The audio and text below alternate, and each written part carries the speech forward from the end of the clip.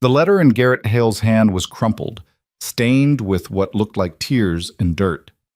3 sentences. That's all it took for a woman he'd never met to ask him to save her life. Marriage. Not love. Survival. The whole town would call him a fool. They already called him worse. But Garrett had learned something most men never figured out. Sometimes the only way to stay human was to answer when someone screamed into the dark. He wrote back one word. Yes. Now she was stepping off that stagecoach, and Caldwell Flats was about to learn what happened when two people with nothing left to lose decided they were done running. If you want to see how this story ends, if you want to know whether they make it out alive, stay with me until the final word. Hit that like button and drop a comment telling me what city you're watching from.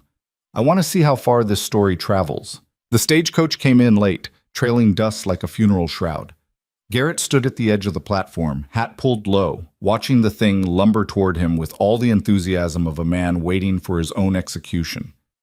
Around him, Caldwell Flats pretended not to notice, but every eye on Main Street was turned his direction. Women whispered behind gloved hands. Men spat tobacco juice and shook their heads like they'd already written his obituary. He didn't care what they thought, hadn't cared in years. The coach lurched to a stop, springs groaning. The driver climbed down, eyeing Garrett like he might pull a gun. Wouldn't be the first time someone expected it. Garrett just stood there, hands loose at his sides, waiting. The door opened. She wasn't what he'd expected. Lydia Quinn stepped down into the dust, wearing a dress that had seen better years and a face that hadn't seen kindness in longer. Dark hair pulled back tight, eyes that didn't blink when they met his. No tears, no trembling hands, just a straight spine and a carpet bag that looked like it held everything she owned. "Mr. Hale," she said. Not a question. "Miss Quinn." They stood there, sizing each other up while the town held its breath. Someone coughed, a horse stamped. The driver muttered something about needing a drink and disappeared into the saloon. Lydia glanced around at the watching faces, the narrowed eyes, the crossed arms. Then she looked back at Garrett, and something like recognition passed between them. She'd seen this before. Different town, same judgment. "Should I have worn something nicer?" she asked, and there was steel under the question. "Wouldn't have mattered." "No," she agreed. "I didn't think so." He picked up her bag. It wasn't heavy. "This all you got?" "Everything that matters." Garrett started walking, and she fell into step beside him. Behind them, the whispers rose like steam. He didn't look back, but he could feel her doing the same, chin up, shoulders square, daring anyone to say it to her face. They made it 3 blocks before someone did. "Garrett Hale!" He stopped. Lydia stopped beside him. Pastor Weeks stood in front of the church, black coat buttoned despite the heat, Bible clutched like a weapon.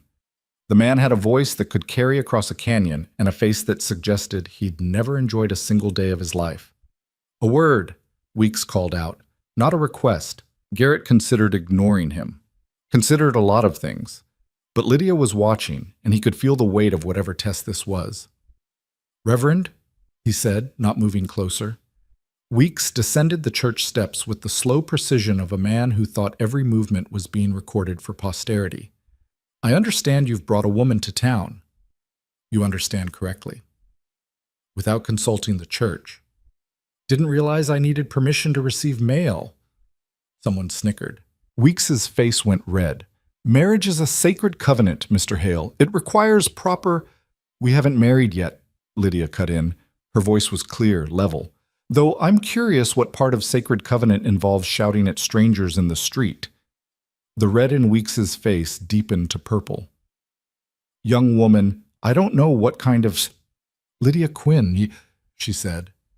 "Miss Quinn, if you prefer formality. And you are?"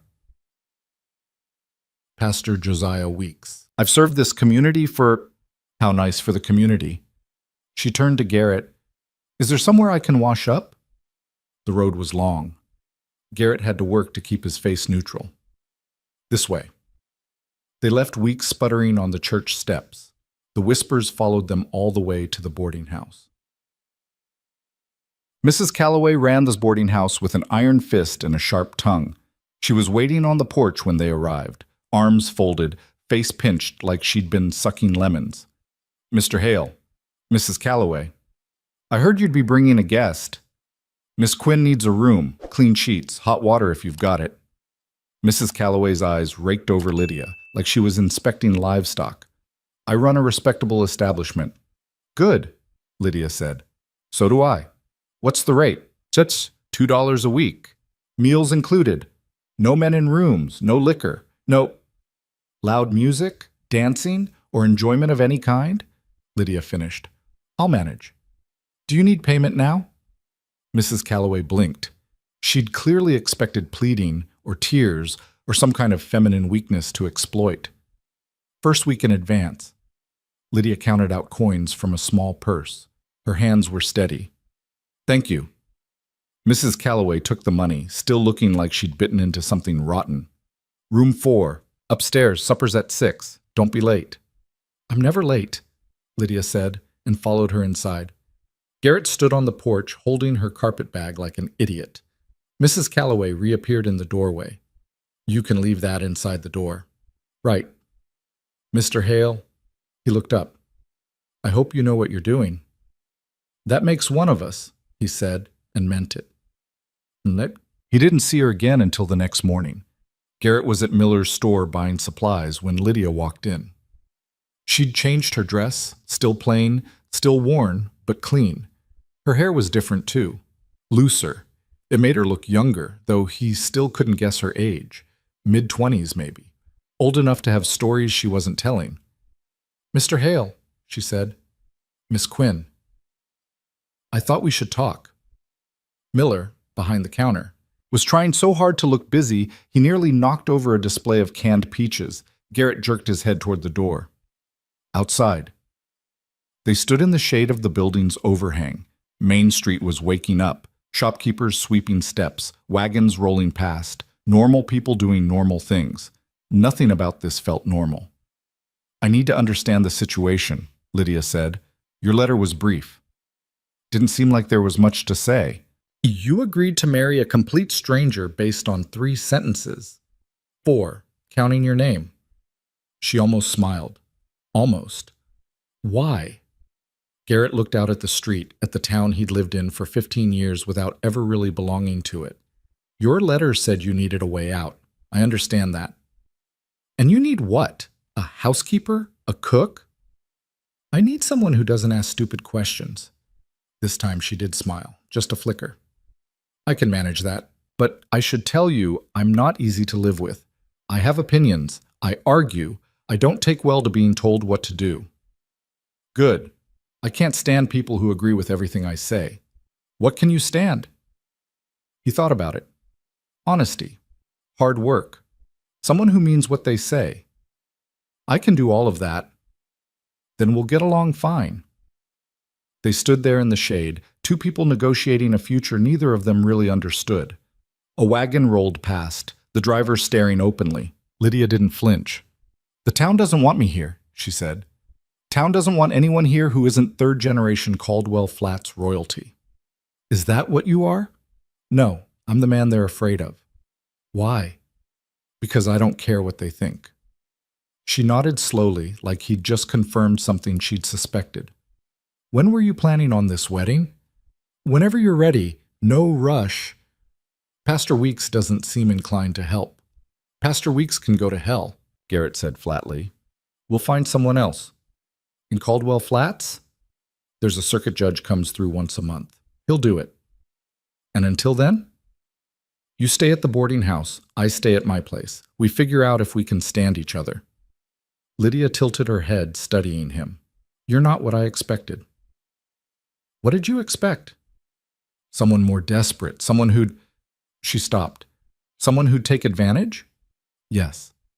I'm not that kind of desperate, Garrett said. Whatever you're running from, you'll tell me when you're ready. Or you won't. Either way, the deal's the same. You want a name, protection, a place to stand, I can give you that. What I can't give you is a guarantee this town will ever stop hating you for it. I'm used to being hated. That makes 2 of us. A bell rang somewhere down the street. Church bell. Calling the faithful to morning prayer. Neither of them moved. I should get back, Lydia said. Mrs. Calloway will have opinions about me standing in the street with you. Mrs. Calloway has opinions about everything. I noticed. She started to turn, then stopped. Garrett, can I call you Garrett? Rather you did. I want you to know I'm grateful, not just for this, but for answering. Most men wouldn't have. Most men are idiots. That got a real smile. Small, but real. I'll see you tomorrow? I'll be around. She walked back toward the boarding house, back straight, head high. Garrett watched her go, aware of every curtain twitching, every eye following her progress. She had to know they were watching, had to feel it like needles in her back. She never once looked down. 2 days later, Garrett was fixing fence on his property when a rider came up the road. He recognized the horse before the man. Dalton Reed, one of the bigger ranchers in the county.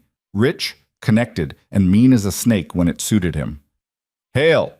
Reed called out, staying in the saddle, making Garrett look up at him.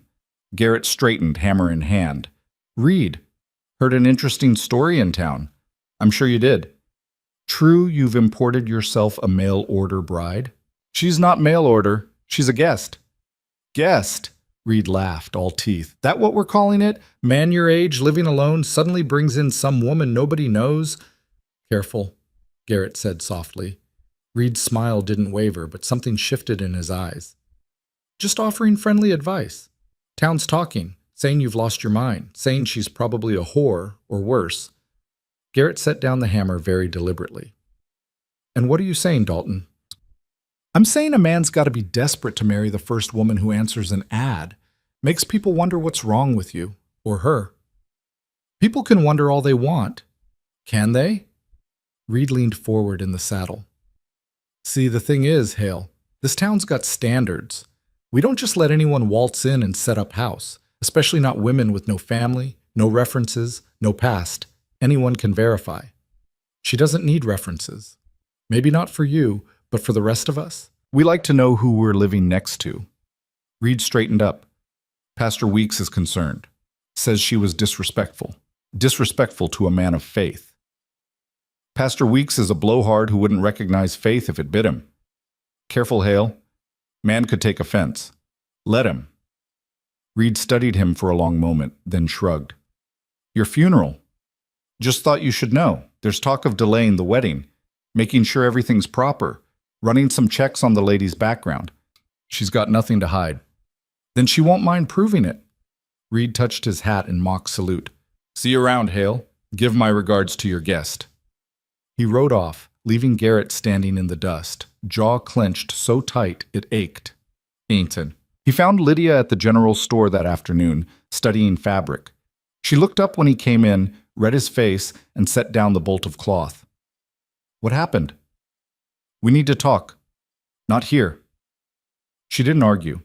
They walked to the edge of town where an old oak tree provided shade and privacy. Garrett told her about Reed's visit, about the threats disguised as friendly advice, about Weeks and his concerns. Lydia listened without interrupting. When he finished, she was quiet for a long moment. "They're going to try to stop it," she finally said. "Looks that way. They'll dig into my past." "Will they find anything?" She met his eyes. "They'll find a woman who ran, a woman whose father was a drunk who liked to use his fists, a woman who worked in a saloon to earn enough to leave. They'll find just enough truth to twist into whatever story they want." Garrett nodded slowly. "That the man you're running from? Your father?" "He's dead. 6 months now, but his friends aren't. His debts aren't. The life he built around me like a cage, that isn't dead either." "Someone coming after you?" "Maybe. Probably. Does it matter?" "Only if you're still afraid." She laughed, sharp and bitter. "I'm terrified. Every day, every night. I'm terrified I'll wake up back there, or somewhere worse. I'm terrified this won't work, that they'll find a way to break it, to send me back to—" She stopped, breathing hard. "Yes, I'm afraid." "Good." She blinked. "Good means you're still fighting. Fear's only a problem when it makes you quit. And if I can't fight hard enough, then I will." The words came out before he'd fully thought them through, but once they were out, he didn't take them back. "That's the deal, Lydia. You stand with me, I stand with you. Anyone wants to drag you back to whatever hell you left. They go through me first. Her eyes were bright, wet. She looked away quickly. You don't even know me. I know enough. You know nothing. You don't know what I've done, Don't care. Garrett, I don't care, he repeated. Whatever you did to survive, whatever choices you made, whatever sins you're carrying, I don't care. You want absolution, go talk to Weeks. You want judgment, go stand in the town square. You want someone who'll take you as you are. That's me. That's the offer. She wiped her eyes with the back of her hand, angry at the tears. Why? Why would you do this? Because 15 years ago, I needed someone to do it for me, and nobody did. And I swore if I ever got the chance, I wouldn't be that person. I wouldn't be the one who turned away. What happened 15 years ago? That's a story for another day. Right now, we need to figure out how to handle Reed and Weeks and whoever else decides to stick their nose in our business. Lydia took a shaky breath, composing herself. What do you suggest? We don't hide. We don't apologize. We show up. We do our work. We act like we belong here. And when the judge comes through next month, we get married. Weeks' blessing or not. That's your plan? Just outlast them? You got a better one? She thought about it. No, but I can improve on it. How? By making myself useful. This town wants to reject me? Fine. But they're going to have to look me in the eye while they do it. I'm going to work.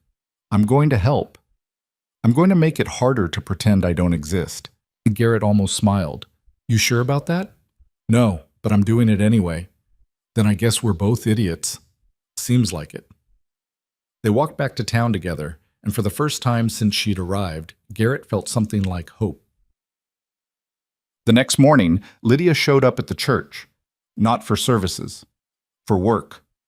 She found the preacher's wife, a worn-down woman named Sarah Weeks, who looked like she'd forgotten how to smile 20 years ago, struggling with laundry baskets behind the building. Can I help? Lydia asked. Sarah nearly dropped the basket. What? You look like you could use a hand. I'm offering. I don't need help from... Sarah stopped herself, but the words hung there anyway. From me, Lydia finished. The outsider, the woman of questionable morals, the one your husband thinks is corrupting poor Mr. Hale. Sarah's face went red. I didn't say that. You didn't have to.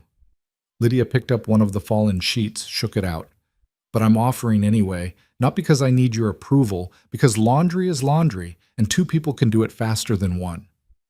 They stood there deadlocked. Then Sarah sighed, a sound like air escaping a balloon. I appreciate the offer, but your husband would have strong opinions. Yes. Then don't tell him. Sarah blinked. Excuse me? Don't tell him. I help you with the laundry. You get it done faster. He never needs to know where the extra hands came from. That's dishonest. That's survival, Lydia said gently. Something I suspect you know more about than you let on. For a long moment, Sarah just stared at her. Then, so quietly Garrett wouldn't have heard it from 10 feet away, she said, The well pump behind the church. There's usually hot water around midday. Thank you. Don't thank me. And if Josiah asks, I was never here. Sarah nodded and hurried back inside. Lydia stood alone in the churchyard, holding a sheet that wasn't hers, helping a woman who wouldn't admit she needed help. Garrett, watching from across the street, shook his head. This woman was either brave or crazy. Probably both, Set. Word got around. It always did in Caldwell Flats. By the end of the week, Lydia had helped 3 different families with various tasks: mending, cooking, hauling water, watching children. She never asked for payment, never asked for thanks, just showed up, worked hard, and left before anyone could get too comfortable with her presence. The whispers changed. Not much, but enough. She's strong, someone said at Miller's store. Works hard, another admitted at the saloon. Still don't trust her. A third voice added, and that seemed to be the consensus. Garrett heard it all, listened without commenting, watched Lydia navigate the town's suspicion with a stubbornness that matched his own. They met for dinner at the boarding house most evenings. Mrs. Calloway's rules allowed for supervised socializing in the common room. They talked about nothing important. The weather, the state of his fences, Her observations about town characters. Mrs. Miller has 8 cats, Lydia mentioned one night. 9. I only counted 8. There's one that lives in the store, orange thing, mean as hell. The one that tried to bite me? That'd be the one. She laughed, and the sound was so unexpected in that dour room that even Mrs. Calloway looked up from her knitting. You should laugh more, Garrett said without thinking. The laughter stopped. Lydia looked at him, something complicated in her expression. I'm not sure I remember how. You just did. That was an accident. Seemed natural to me. Nothing about this is natural, Garrett. We're 2 strangers pretending to build something out of letters and desperation. Maybe that's the most natural thing there is. She tilted her head, considering. You're an odd man. So I've been told. I mean it as a compliment. I know. They sat there in the lamplight, with Mrs. Calloway's needles clicking and the sounds of the town settling in for the night. It wasn't comfortable exactly, but it wasn't uncomfortable either. It was something. The man arrived on a Tuesday. Garrett was in town when he saw the stranger, tall, lean, with eyes like broken glass and a smile that didn't reach them. He was asking questions at the hotel, about newcomers, about women traveling alone. Garrett felt his blood go cold. He found Lydia at the boarding house, packing. You saw him, she said. Not a question. Who is he? His name is Marcus Trent. He worked for my father, collected debts, enforced agreements. She folded a dress with shaking hands. He's here for me. Like hell he is. Garrett, you don't understand. Then explain it to me. Right now. She sat down hard on the bed, dress crumpled in her lap. My father owed money. A lot of money. When he died, those debts transferred to me. Legal, on paper, witnessed and signed. I ran instead of paying. How much?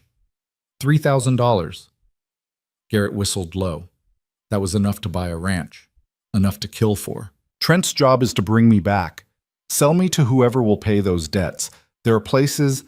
She stopped, breathing hard. There are places that buy women who have nowhere else to go.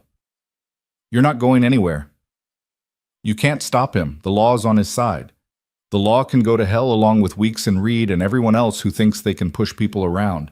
Garrett, how long until he finds you here? A day, maybe less.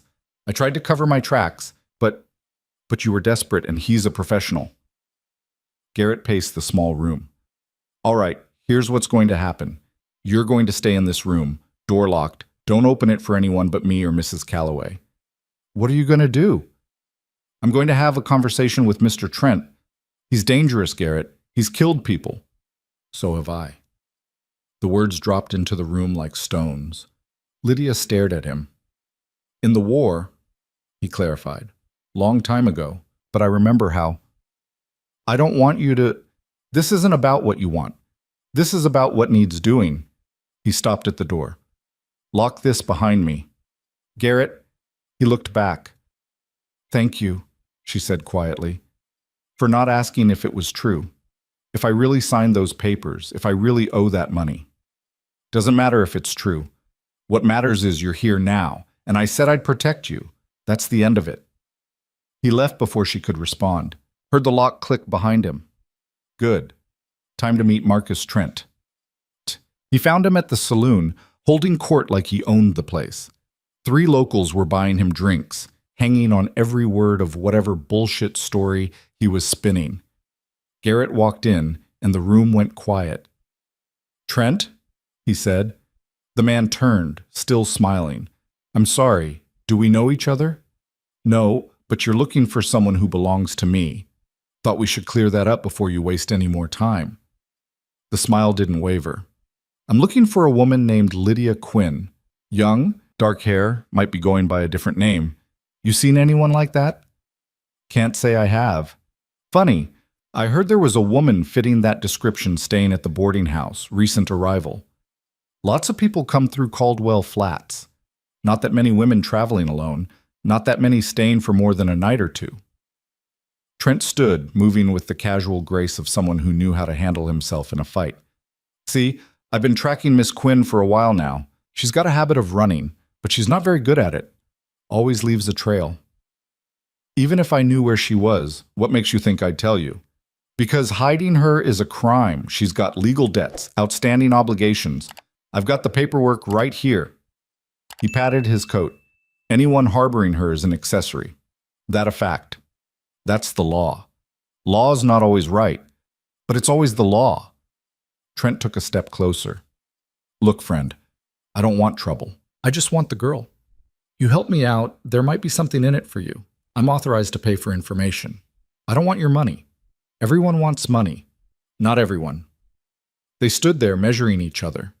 The saloon had gone silent. Even the piano player had stopped.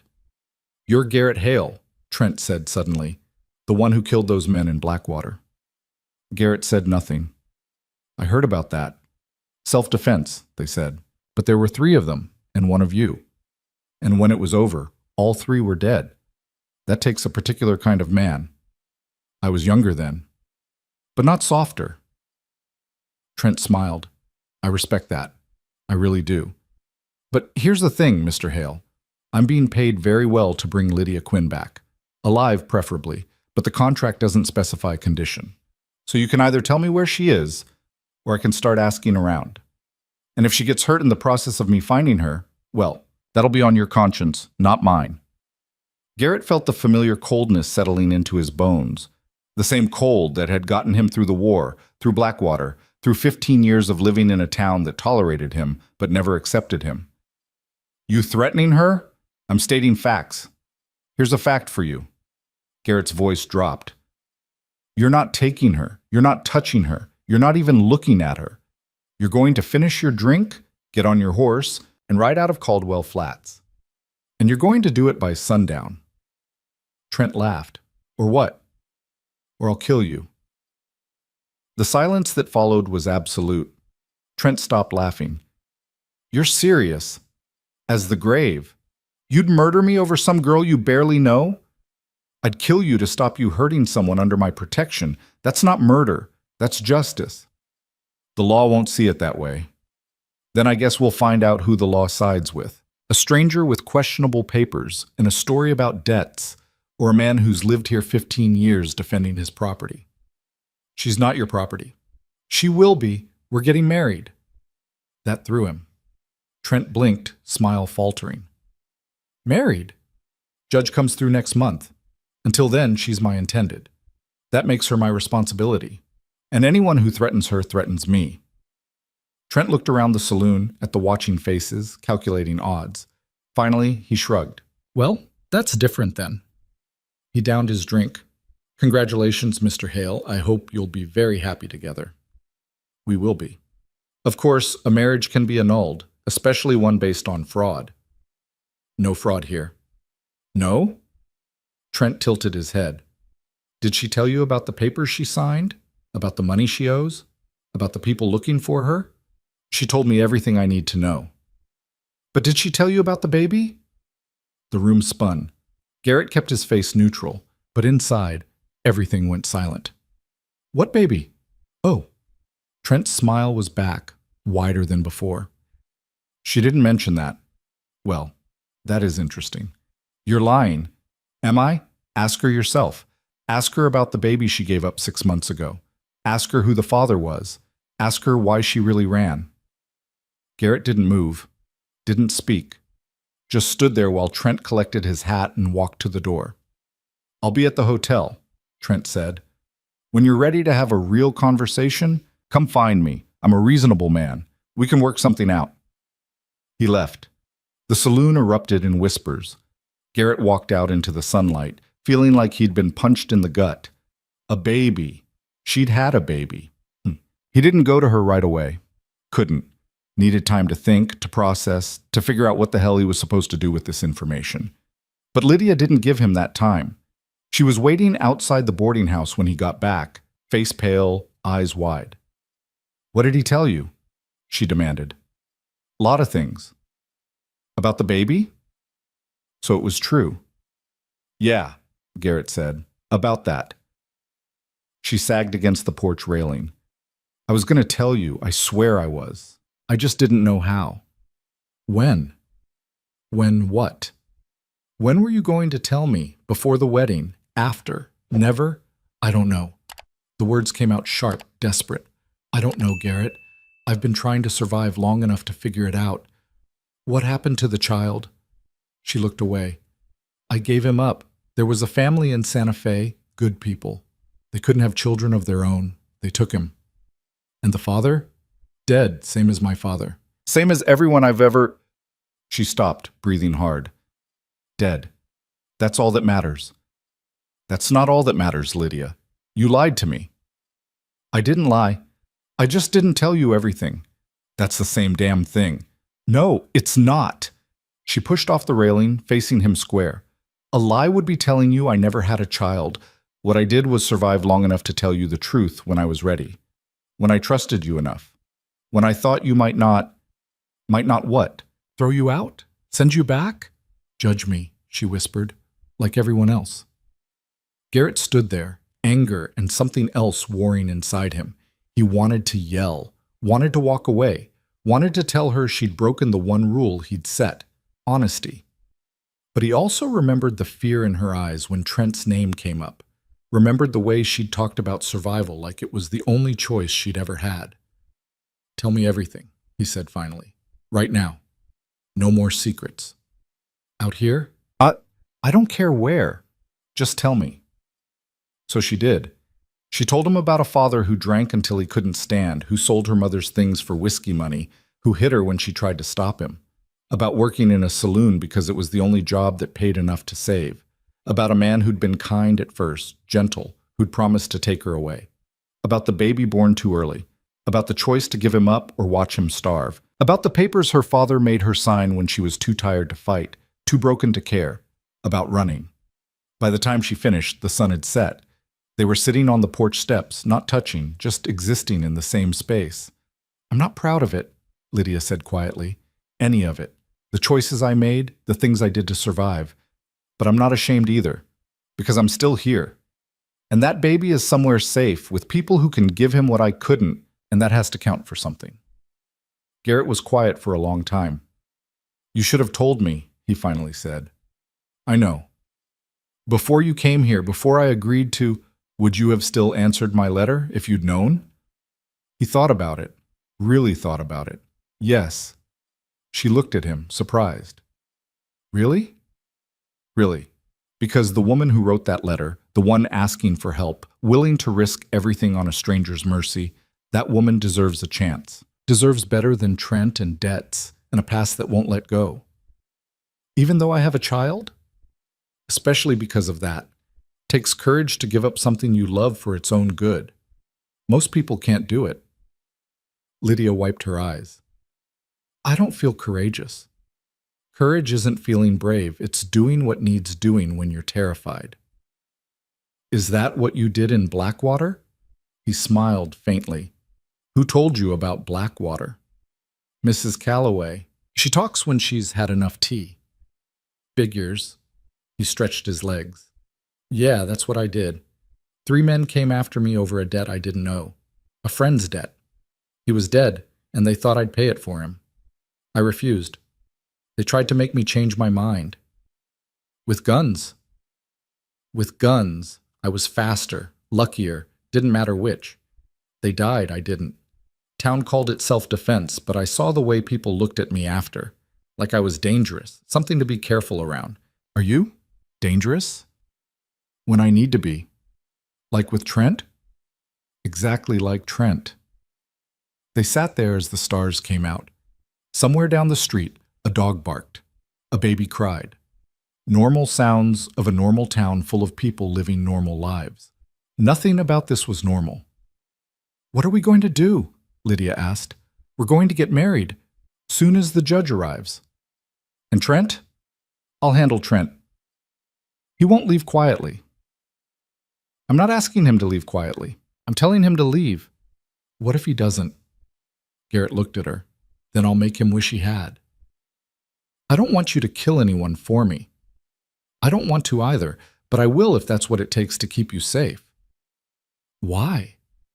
The question was soft, confused. Why would you do that? I've brought you nothing but trouble. The town already hated you. Now they'll hate you more. Trent will make sure of that. He'll spread stories, turn people against you, make it impossible to... I don't care. You should care. This is your home. This is a place I live. There's a difference. He stood up, offered her his hand. Come on, it's late. You should get some sleep. She took his hand, let him pull her up. Garrett? Yeah? Thank you for listening, for not turning away. I told you, I'm not that person. No, she said quietly. You're not. They stood there in the dark, hands still clasped, and for just a moment, it felt like they might actually make it through this. Then Lydia leaned forward and kissed him. It wasn't long, wasn't practiced or smooth, just a brief press of lips, startled and sweet and over before Garrett could fully process what was happening. I'm sorry, she said, pulling back. I shouldn't have... He kissed her back, slower this time, more certain. His hand came up to cup her face, and she made a small sound against his mouth that might have been surprise or relief, or both. When they broke apart, both were breathing hard. Well, Lydia said. Yeah. That wasn't very proper. No. Mrs. Calloway would have opinions. Mrs. Calloway can join weeks and read in hell. Lydia laughed, pressed her forehead against his chest. This is a terrible idea. Most good ideas start out terrible. Is that wisdom or stupidity? Don't know yet. Ask me after the wedding. She pulled back, looked up at him. In the dim light from the boarding house windows, her face was all shadows and angles, beautiful in a way that had nothing to do with prettiness. I'm going to be a terrible wife, she warned. Good. I'd be a worse husband. I'm serious. I burn food. I hate sewing. I have nightmares that wake me up screaming. I snore. I forget to wash my dishes. I go days without talking when I'm in a mood. We're going to make each other miserable. Probably. So why are we doing this? Because miserable together beats dying alone. She smiled. That might be the saddest romantic thing I've ever heard. I'm not a romantic man. No, but you're a good one. He didn't know what to say to that, so he just stood there holding her hand, watching the town sleep around them. Tomorrow would bring Trent's next move, would bring more whispers, more judgment, more fights they hadn't asked for. But tonight, for just this moment, it was just them. And that was enough. Morning came too fast and brought trouble with it. Garrett was up before dawn, checking his fences when he saw the smoke. Not much, just a thin black line rising from the direction of his cattle pasture. His gut clenched. He ran. 3 head were down. Not sick, not old. Shot.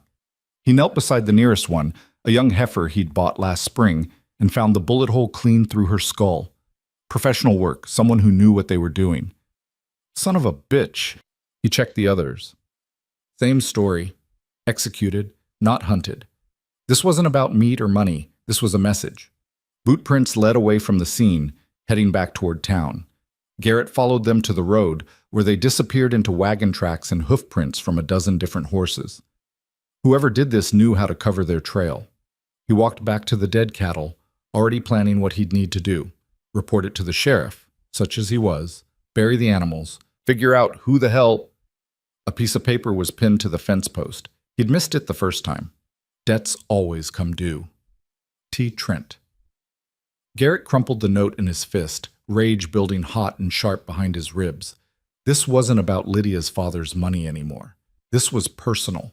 This was Trent trying to prove he couldn't be scared off, that threats meant nothing, that he'd take what he wanted no matter who stood in his way. Garrett stood there in the early light, surrounded by dead cattle and blood-soaked ground, and made a decision. This ended today. He found Trent at the hotel, sitting in the dining room like he didn't have a care in the world, eating eggs and bacon while the other guests gave him a wide berth. We need to talk, Garrett said. Trent looked up, smiled. Mr. Hale, join me? Outside. I'm eating. Now. Something in Garrett's voice must have convinced him. Trent wiped his mouth, stood, and followed Garrett into the street. A few early risers stopped to watch. Good. Let them. You killed my cattle, Garrett said. Did I? That's a serious accusation. You left a note. Notes can be forged. You made this personal. Trent's smile didn't waver. It was always personal, Mr. Hale. You just didn't realize it. See, I was sent here to collect a debt. Simple job. But you made it complicated. You threatened me in front of witnesses. You claimed ownership of property that isn't yours. You made me look weak. So you shot my animals. I don't know what you're talking about, but hypothetically, if someone did kill your cattle, it might be because that someone wanted to remind you that obstacles can be removed. Permanently. Garrett took a step closer. You touch her, I'll kill you. So you keep saying, but you haven't done it yet. Makes me wonder if you're all talk. Keep wondering. Or maybe, Trent tilted his head, maybe you're afraid. Afraid of what will happen when the town finds out you're harboring a fugitive. Afraid of what they'll do when they learn the truth about your precious Lydia. They already know the truth. Do they? Do they know about the baby? About the men she serviced in that saloon? About the real reason she left? Watch your mouth. Truth hurts, doesn't it? But here's what really must eat at you, Hale. You don't actually know her. You don't know what she's done, who she's hurt, what lies she's told. You're betting your life, your reputation, your future on a woman who's proven she'll do anything to survive, including using you. She's not using me. Isn't she? Think about it. She sends a letter to a stranger asking for marriage. You, isolated, lonely, desperate for connection. You're perfect. Easy to manipulate, easy to control. And when I show up, she plays the victim, gets you to protect her, fight for her, maybe even kill for her. And what does she give you in return? A few smiles, a kiss, the promise of something more? Garrett's fist connected with Trent's jaw before he'd consciously decided to throw the punch. Trent staggered back, hand to his face, blood on his lip. When he looked up, he was grinning. There it is. The real Garrett Hale. The killer from Blackwater. Garrett's hands were shaking. Get out of town. Today. Or what? You'll kill me in broad daylight? In front of all these witnesses? Trent gestured to the growing crowd. Go ahead. Show them who you really are. Garrett? Lydia's voice cut through the red haze. She was running toward them, hair loose, still in her nightdress and a thrown-on coat.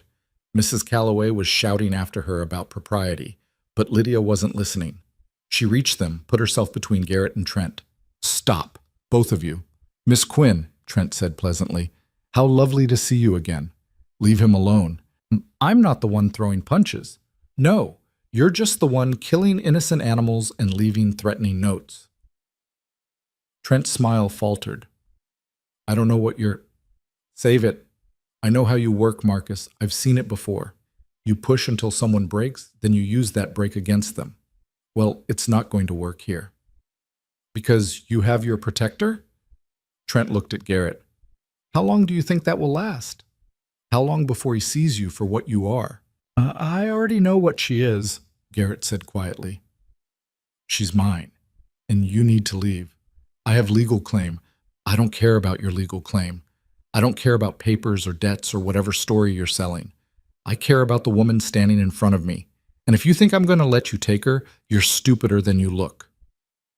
Trent's face went cold. You're making a mistake. Won't be my first. It might be your last. They stood there. 3 people locked in a fight none of them had asked for, while Caldwell Flats watched and whispered and judged. Sheriff Mercer finally showed up, moving with all the urgency of a man who'd rather be anywhere else. He was old, tired, and had held the position so long mostly because nobody else wanted it. What's going on here, Swiss? He asked, though his tone suggested he didn't really care. Mr. Trent was just leaving, Garrett said. That's so. Mercer looked at Trent. You leaving? Not until I complete my business. What business is that? Trent pulled out his papers, the ones claiming Lydia's debts, her obligations, his legal right to collect. Mercer squinted at them like they were written in another language. These look official, he said slowly. They are official, Trent confirmed. But they're lies, Lydia said. Those papers were signed under duress. My father forced me. Your signature is right here, Trent interrupted, pointing. Witnessed and notarized. That makes them binding. Unless she was coerced, Garrett said. Prove it. Unless the debt itself is fraudulent. It's not. Unless the courts decide you have no jurisdiction here. Trent's smile was sharp. I have jurisdiction everywhere until the debt is paid. That's how this works. Mercer scratched his jaw. This is complicated. No, it's not, Garrett said.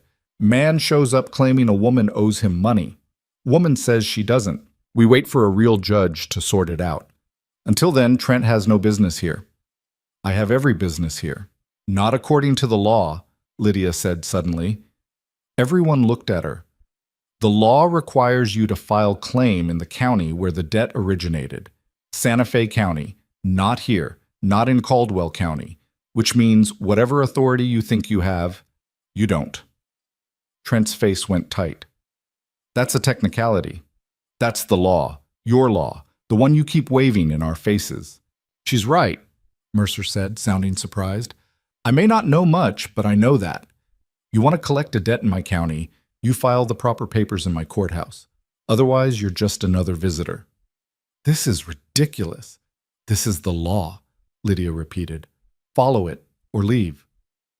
Trent looked around at the watching crowd, at Mercer's tired but firm expression, at Garrett's clenched fists and Lydia's steady gaze. Fine, he said. I'll file the papers, properly, through the proper channels. It'll take a few days. Take all the time you need, Garrett said. Oh, I will. And while I'm waiting, I think I'll get to know this charming town, talk to people, share some stories about Miss Quinn's past. I'm sure folks would be interested to hear about what? Lydia cut in. About a woman who survived? About someone who made hard choices? Go ahead. Tell them. See if they care. The challenge hung in the air. Trent smiled, but it didn't reach his eyes. We'll see, he said, and walked away. The crowd dispersed slowly, whispers trailing behind them like smoke. Mercer shook his head. You two are more trouble than you're worth, he muttered, and left. Garrett and Lydia stood alone in the street. She was shaking. You okay? He asked. No, but I will be. She looked up at him. Your cattle are dead, I know. I'm sorry. Not your fault. It is, though. If I hadn't come here, if I hadn't brought this mess to your door, stop. He took her shoulders, made her look at him. You didn't bring this, he did, and we're going to deal with it. How? I don't know yet, but we will. Mrs. Calloway appeared, face like thunder. Miss Quinn, inside, now. Half the town has seen you in your night clothes, and I will not have my establishment. I'm coming, Lydia said tiredly. She squeezed Garrett's hand once, quick, then followed Mrs. Calloway back to the boarding house. Garrett watched her go, feeling the weight of everything pressing down on him. The dead cattle, Trent's threats, the town's judgment, the lies that were about to spread like wildfire. This was going to get worse before it got better. He just hoped they'd survive long enough to see better. The next 3 days were hell. Trent made good on his promise. He talked. To everyone. At the saloon, at the general store, at the church steps after Sunday service. He told stories about Lydia's past, carefully edited to make her sound worse than she was. A woman who worked in a saloon became a woman of loose morals. A woman who'd had a child became a woman who'd abandoned her baby. A woman who'd run from debt became a thief. The whispers that had been dying down roared back to life. Lydia felt it everywhere. Women crossed the street when they saw her coming. Men stared openly, some with disgust, others with something worse. The families she'd helped suddenly had no more work for her. Doors that had been opening started closing. She tried to ignore it, tried to keep her head high and her spine straight, but it wore on her. Garrett saw it happening and felt helpless. He couldn't fight whispers, couldn't punch gossip, couldn't shoot rumors out of the air. What he could do was stay close. He started meeting her for breakfast every morning at the boarding house. Propriety be damned. Started walking her through town whenever she needed to go somewhere, daring anyone to say something to her face. Started making it clear that anyone who had a problem with Lydia had a problem with him. It didn't stop the talk, but it slowed it down. One afternoon, they were at Miller's store when it came to a head. Lydia was examining fabric, something soft, blue, maybe for a dress, when 3 women entered. Garrett recognized them. Mrs. Reed, Dalton's wife, flanked by 2 other ranchers' wives, the kind of women who decided what was acceptable in Caldwell Flats and what wasn't. They saw Lydia and stopped. "Well," Mrs. Reed said loudly, "I didn't realize this store served everyone." Lydia's hand stilled on the fabric, but she didn't look up. "Perhaps we should come back later," one of the other women said, "when the air is clearer." "Perhaps you should mind your business," Garrett said from across the store. Mrs. Reed's eyes narrowed. "Mr. Hale, still defending your purchase?" "She's not a purchase. She's a person." "Is she?" "Because from what I've heard, she's a commodity, one with significant debts and questionable character." Lydia finally looked up. "You've heard wrong." "Have I?" "Mr. Trent seems quite certain of his facts. Mr. Trent is a liar and a manipulator, but I'm sure you've already figured that out." Mrs. Reed's face flushed. "How dare you? How dare I what? Tell the truth? Point out that you're taking the word of a stranger over someone who's done nothing but try to help in this town?" "Help?" Mrs. Reed laughed, sharp and ugly. "You call what you've done help? Insinuating yourself into people's homes, learning their secrets, probably planning how to exploit—" "I scrubbed your floors," Lydia said flatly. "I washed your dishes. I watched your children while you gossiped with your friends. If that's exploitation, then I'm guilty. You have no right to speak to me that way. I have every right. I'm a human being, same as you, and I'm tired of pretending your judgment matters." The store had gone silent. Even Miller had stopped pretending to work. Mrs. Reed drew herself up. "Josiah was right. You are a corrupting influence. And when you and Mr. Hale are denied your wedding, when you're forced to leave this town in shame, don't say we didn't warn you." "Denied our wedding?" Garrett said. "On what grounds?" "Oh, on the grounds of moral character. Pastor Weeks has contacted the circuit judge, made certain concerns known. The judge may decide a marriage under these circumstances isn't appropriate." Garrett felt something cold settle in his chest. "Weeks has no authority. He has the authority of moral leadership, and the judge respects that." "The judge respects the law," Lydia said, "which says 2 consenting adults can marry if they choose. Weeks can voice his concerns all he wants. Won't change anything." "We'll see about that." Mrs. Reed swept toward the door, her companions following. "Enjoy your remaining time together. Something tells me it's running short." They left. The store stayed silent. Miller finally cleared his throat. "I'm sorry about that, Miss Quinn." "Don't be. They're scared." "Of you?" "Of change, of anything that doesn't fit their neat little world." She turned back to the fabric. "I'd like 3 yards of this, please." "You still planning on making a dress? Even if, especially if." She met his eyes. "I'm getting married, Mr. Miller, one way or another, and I'm going to look presentable doing it." Garrett watched her count out coins, watched her accept the wrapped fabric with steady hands, watched her walk out of that store like she owned it. This woman was going to be the death of him, or his salvation. He couldn't tell which yet. That night, Garrett sat in his empty house and wrote a letter to the circuit judge.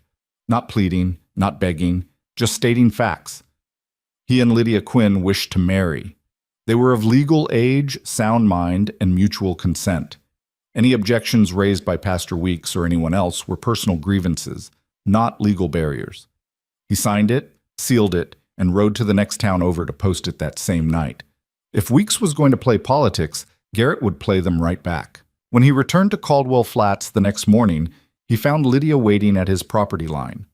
She'd walked the whole way, 3 miles from town, carrying a basket. "What are you doing here?" he asked. "Thought you might be hungry." She held up the basket. "Mrs. Calloway was throwing out yesterday's bread. I caught it before it hit the trash." "You walked all this way to bring me old bread?" "And jam! I made jam." He dismounted, took the basket. "You made jam. Turns out I'm good at one domestic thing." She smiled, but it was fragile. "Can I come in?" "Place is a mess." "I don't care." He let her inside. She wasn't wrong. The house was a disaster. Dishes in the sink, clothes on chairs, dust everywhere. He'd been meaning to clean, but meaning and doing were 2 different things. Lydia set the basket on the table, looked around. "You need help?" "I need a maid." You need a wife. Working on it. She laughed, and the sound loosened something in his chest. They ate bread and jam at the dusty table, and for a little while it felt almost normal. I wrote to the judge, Garrett said. Will it help? Don't know, but I had to try. What if Weeks convinces him? What if they really do deny us? Then we'll figure something else out. Like what? Like we leave. Go somewhere else. Somewhere they don't know us, don't care about our past. Lydia set down her bread. You'd leave? This is your home. This is a house. Your home. The words came out before he could stop them. They hung there, too honest, too raw. Lydia's eyes were bright. You don't mean that. I do. Garrett, you barely know me. I know enough. I know you're stubborn and brave and terrified. I know you've survived things that would have broken most people. I know when you smile, really smile, it feels like the sun coming out. He stood, paced. I know I've spent 15 years in this town without feeling like I belonged anywhere, and then you stepped off that stagecoach. And something changed, something clicked, and I'm not losing that. I'm not losing you. She stood too, came to him. What if I'm not worth it? What if Trent's right, and I'm just using you and… He kissed her, hard and desperate and certain. When they broke apart, he said, You're worth it. Whatever happens, however this ends, you're worth it. She pressed her face against his chest, and he felt her shoulders shake, crying or trying not to. He held her, let her have the moment, didn't ask her to be strong when she needed to break. Finally, she pulled back, wiped her eyes. I'm going to ruin you. Too late. Already ruined. I'm serious. So am I. They stood there in his disaster of a house, holding each other like the world was ending. Maybe it was. Maybe this whole thing would fall apart. Maybe Trent would win. Weeks would win. The town would win. But right now, they had this. And that had to be enough. The confrontation came on Sunday. Garrett didn't usually attend church, hadn't in years, but Lydia wanted to go. Said she needed to face them, needed to show she wasn't hiding. He tried to talk her out of it. She wouldn't budge. So they went. The church went silent when they walked in. Every head turned. Every eye judged. Lydia kept walking, chin up, and found a seat near the back. Garrett sat beside her. Weeks's sermon was about sin. About the corruption that came from allowing wickedness into the community. About the importance of maintaining moral standards and rejecting those who would undermine them. He never said Lydia's name, didn't have to. Garrett felt her go rigid beside him, felt the effort it took for her to stay seated, stay silent, stay present while this man stood at his pulpit and condemned her without the courage to do it directly. When the sermon ended, Weeks announced that there would be a community meeting that evening to discuss concerns, to make decisions about the future of Caldwell Flats. Lydia stood up. Can anyone speak at this meeting? The church went silent again. Weeks' face tightened. It's for community members. I've been here nearly 2 weeks. I've worked. I've helped. I've tried to contribute. Am I not a community member? That's a matter of interpretation. No, it's a matter of fact. Either I'm part of this community or I'm not. Which is it? Miss Quinn, this meeting is for discussing serious matters. What's more serious than my right to exist here? My right to marry, to build a life, to be treated like a human being instead of a problem to be solved? Someone in the back muttered agreement. Weeks's face went red. The meeting is at 7, he said stiffly. Anyone who wishes to attend may do so. Then I'll be there, Lydia said, and walked out. Garrett followed her into the sunlight. She was shaking. You didn't have to do that, he said. Yes, I did. I'm done hiding. Done letting them decide my fate while I sit quietly and wait. She turned to him. If they're going to reject me, they're going to do it to my face. And if they do, then at least I'll know. At least I won't spend the rest of my life wondering if I should have fought harder. He pulled her close, right there in front of the church, in front of everyone still filing out. Let them see. Let them talk. We'll face it together, he said. Together, she agreed. That evening, the church was packed. Garrett and Lydia arrived early, sat in the front row. Behind them, the town filled in. Ranchers, shopkeepers, families, drifters. Even Trent was there, standing in the back with his arms crossed and that same satisfied smile. Weeks called the meeting to order. We're here to discuss a matter of community concern, the proposed marriage between Mr. Garrett Hale and Miss Lydia Quinn. It's not a proposal, Garrett said. It's happening. That remains to be seen. Several members of this community have raised objections. Let them raise them to my face. Dalton Reed stood. I'll start. Miss Quinn arrives in town with no references, no family, no history anyone can verify. Within days, a man shows up claiming she owes significant debts. Then cattle are killed, property is damaged, and our town is thrown into chaos, all because you decided to marry a stranger. The cattle were killed by Trent, Garrett said. Not Lydia. Can you prove that? Can you prove she had anything to do with it? I can prove she brought trouble. Being a victim isn't the same as causing trouble. Mrs. Reed stood. She's not a victim. She's a woman who made choices, bad choices. And now she expects us to accept those choices without question. What choices? Lydia asked quietly. Working in a saloon, having a child out of wedlock, running from her responsibilities. I worked in a saloon because it was the only job that paid enough to survive.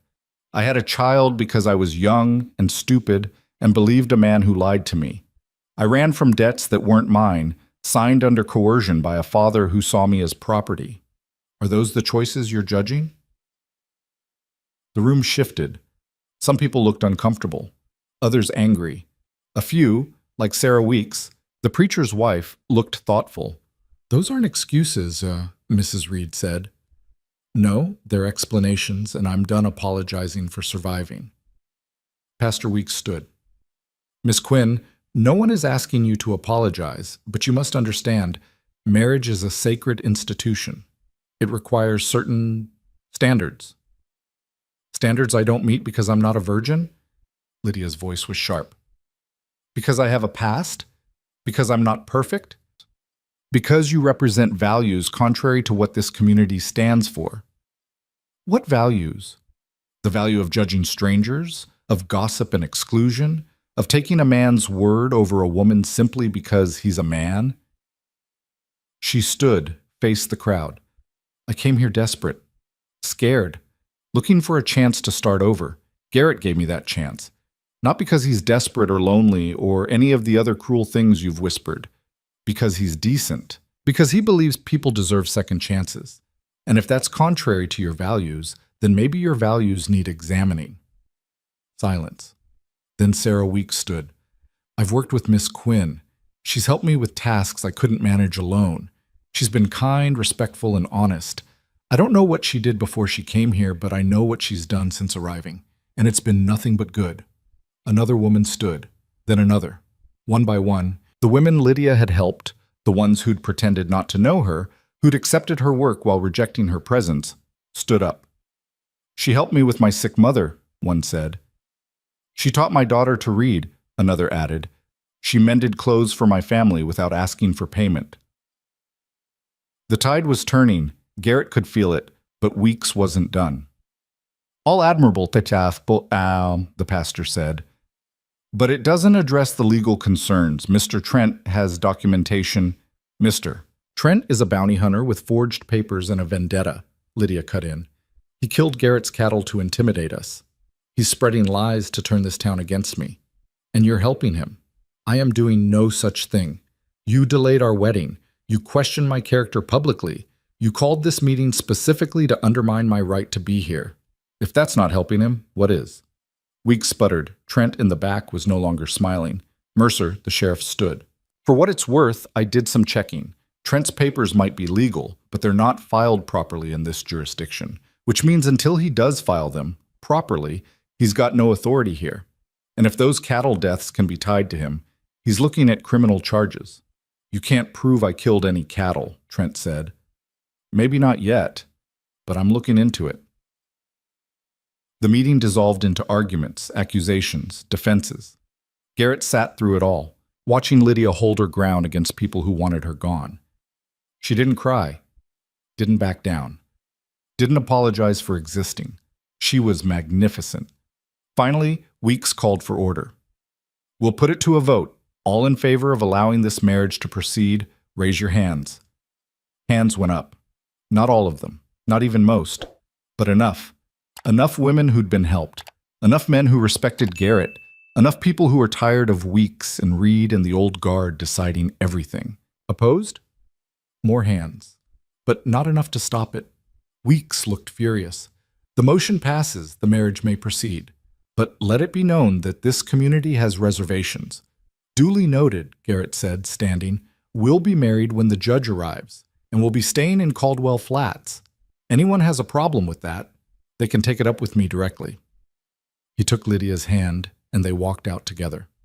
Outside, in the cool night air, Lydia finally let herself shake.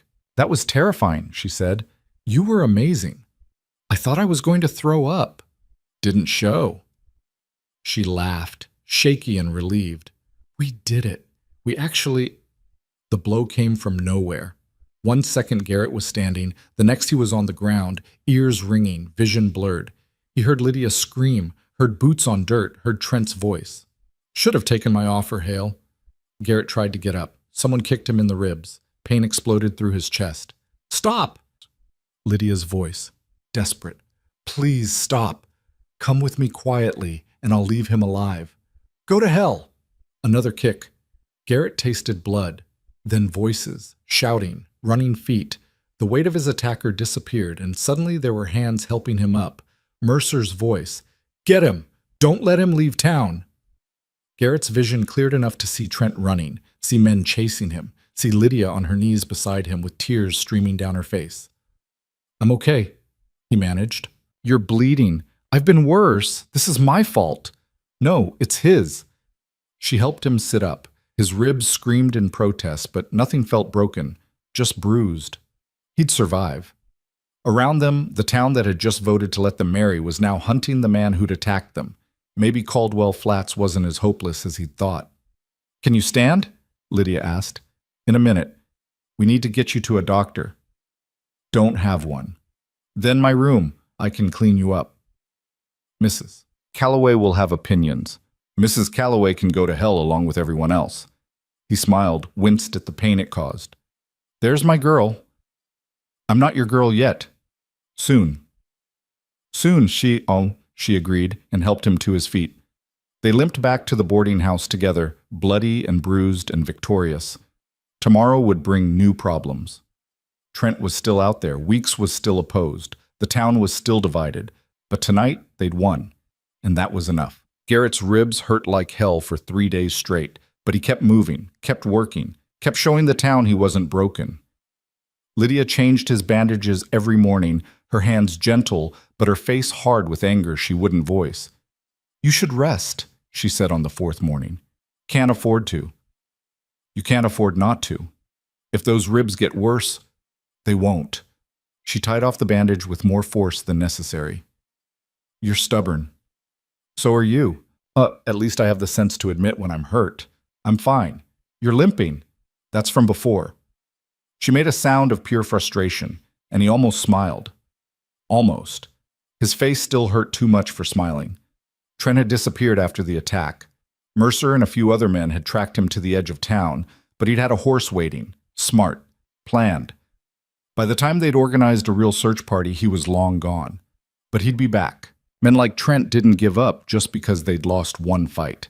They regrouped, rethought, came back meaner. Garrett was counting on it. The circuit judge was due in 5 days. 5 days to keep Lydia safe, keep the town from changing its mind, keep everything from falling apart. Seemed simple enough. It wasn't. 2 days after the attack, Garrett woke to find his remaining cattle scattered across 3 properties. Not stolen this time. Just released, driven out, left to wander. It took him and 4 borrowed ranch hands an entire day to round them up. This is getting personal, one of the hands said, a young guy named Tommy who worked for Reed but seemed decent enough. Was always personal, Garrett replied. Yeah, but this is different. This is someone trying to break you slow. Won't work. Tommy gave him a look that said he wasn't so sure. That night, someone threw a rock through Mrs. Calloway's window. The note attached read, Whores aren't welcome. Lydia found it before Mrs. Calloway did. She brought it to Garrett, face white, hands trembling. They think wrong. Does it matter what they think if this is what they do? He took the note, crumpled it. It matters, but not the way you think. What does that mean? Means whoever did this wants you scared, wants you to run, and if you run, they win. And if I stay and something worse happens, then we deal with something worse. She laughed, but there was no humor in it. That's your plan? Just keep dealing with worse until there's nothing left to deal with? You got a better one? Leave. Both of us. Tonight. Just pack up and go somewhere they can't find us. He'd thought about it, late at night when his ribs ached and his head spun with possibilities. Just leaving. Starting over somewhere new where nobody knew them, nobody cared about their past, but that was running, and he was done running. We leave. Trent follows, he said, and whoever's doing this, they win. They get to keep their town exactly how they want it, closed, mean, afraid of anything different. So we stay out of spite? We stay because this is our home now, because you deserve to build a life here, because I'm tired of letting fear make my decisions. She was quiet for a long moment. When did you get so brave? I'm not brave, I'm just tired of being scared. That's the same thing. No, bravery is doing something despite fear. What I'm doing is just refusing to let fear win. There's a difference. What's the difference? Bravery has hope attached to it. What I've got is just stubbornness. She smiled, small and sad. Well, at least you're honest. Only thing I know how to be. They stood in his kitchen. She'd been spending more time at his place despite Mrs. Calloway's increasingly vocal objections, and the silence stretched between them. Not uncomfortable, just heavy with everything unsaid. The judge comes in 3 days, Lydia finally said. I know. What if something happens before then? What if Trent comes back, or the cattle disappear again, or we'll handle it? You keep saying that, because it's true. How can you be so sure? He looked at her, really looked at her. This woman who'd stepped off a stagecoach 2 weeks ago and turned his entire life sideways. Who'd faced down a town's judgment and a killer's threats without backing down. Who stood in his kitchen wearing a borrowed apron and a determined expression like she was preparing for war. Because you're still here, he said, and as long as you're here, I've got something worth fighting for. Her eyes went bright. That's the second most romantic thing you've ever said to me. What was the first? Miserable together beats dying alone.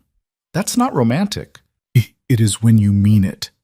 He crossed to her, pulled her close despite the protest from his ribs. She fit against him like she was made to be there, head tucked under his chin, hands fisted in his shirt. 3 more days, she whispered. 3 more days. And then you're stuck with me. Promise? Promise. They stood there in the fading light, holding on to each other like the world outside didn't exist. Like Trenton Weeks and the whole damn town couldn't touch them here. It was a good moment, probably the last good one they'd have for a while. The next morning, Dalton Reed showed up at Garrett's door. We need to talk, Reed said. Garrett didn't invite him in. So talk. Not here. Ride out with me. I want to show you something. Every instinct Garrett had screamed trap, but Reed was alone, unarmed as far as he could tell, and looked more tired than threatening. Give me a minute. He told Lydia where he was going. She didn't like it. What if it's a setup? Then I'll handle it. Garrett, I'll be careful. Promise. Your promises are starting to worry me. Good. Means you're paying attention. He kissed her forehead and left before she could argue more. Reed led him east, out past the settled land into the scrub hills where only the desperate or stupid tried to ranch. They rode for 20 minutes in silence before Reed finally stopped at a creek bed. Why are we here? Garrett asked. Reed dismounted, gestured for Garrett to do the same. Because I needed somewhere private, somewhere my wife can't hear what I'm about to say. Which is that I was wrong about your girl. Garrett waited. Reed sighed, sat on a rock. Look, I'm not a good man. I know that. I've done things, cut corners, pushed people around, used my money to get what I want. That's how you survive out here, how you build something that lasts. But this thing with Miss Quinn, with Trent, it's gotten out of hand. You're just figuring that out now? Don't push me, Hale. I'm trying to help. By bringing me out to the middle of nowhere? By telling you the truth, which is that Trent's working with someone in town, someone with money and influence, someone who wants you and Miss Quinn gone. Garrett felt cold. Who?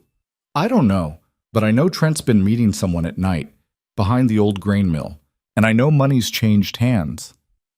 How do you know this? Because I was asked to join in, offered a cut if I helped drive you out. Reed met his eyes. I said no. Why? Because I might be a bastard, but I'm not that kind of bastard.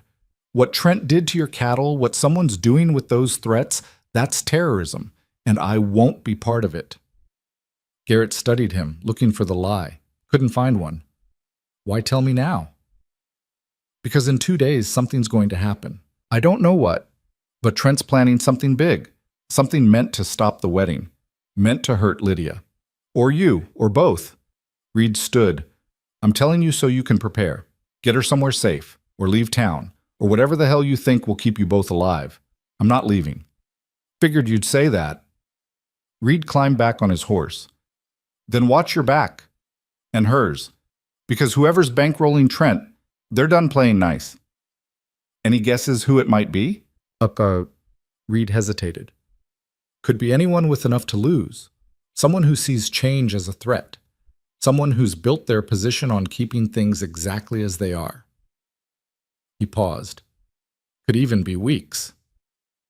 The pastor. He's got more influence in this town than anyone admits, and he's got reasons to want you gone. You don't bow to him.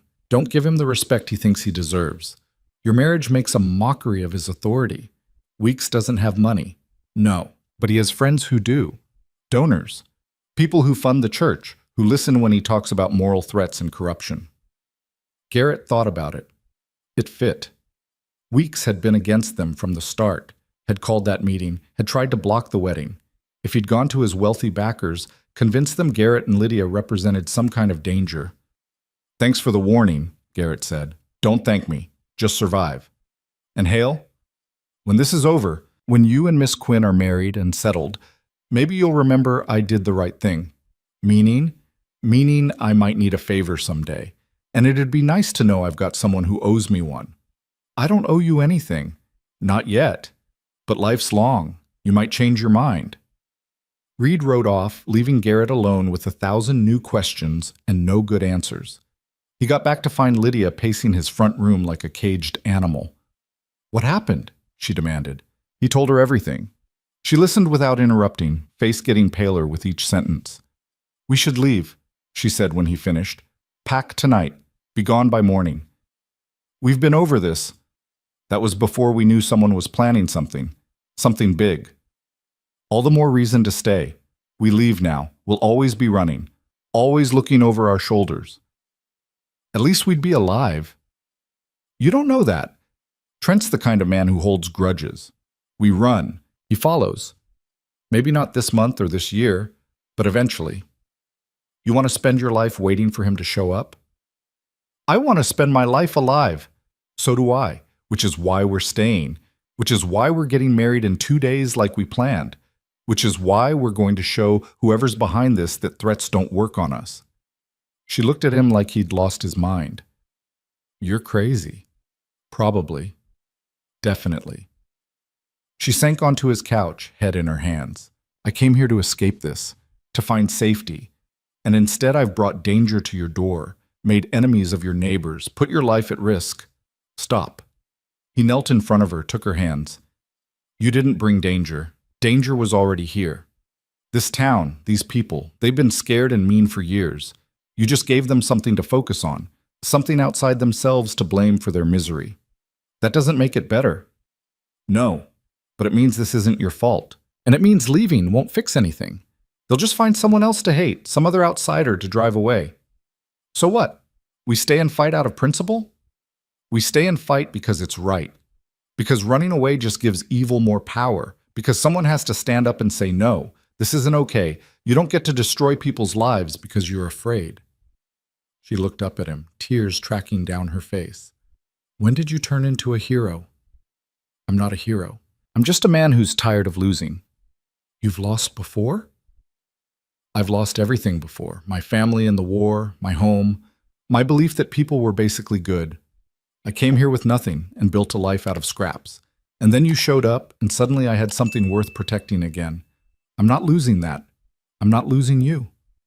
She pulled him up onto the couch, kissed him hard enough to make his split lip sting. He didn't care. Let it hurt. Let everything hurt. As long as she was here, as long as they were together, pain was just proof they were still alive. When they broke apart, both were breathing hard. We're idiots, Lydia said. Complete idiots. We're going to get ourselves killed. Probably. And you're okay with that? Not even a little bit, but I'm more okay with dying fighting than dying running. She laughed, wet and shaky. You're the worst poet. Never claimed to be a poet. No, just a stubborn, reckless, impossible man who somehow makes me feel safe, even when everything's falling apart. That's the nicest insult I've ever received.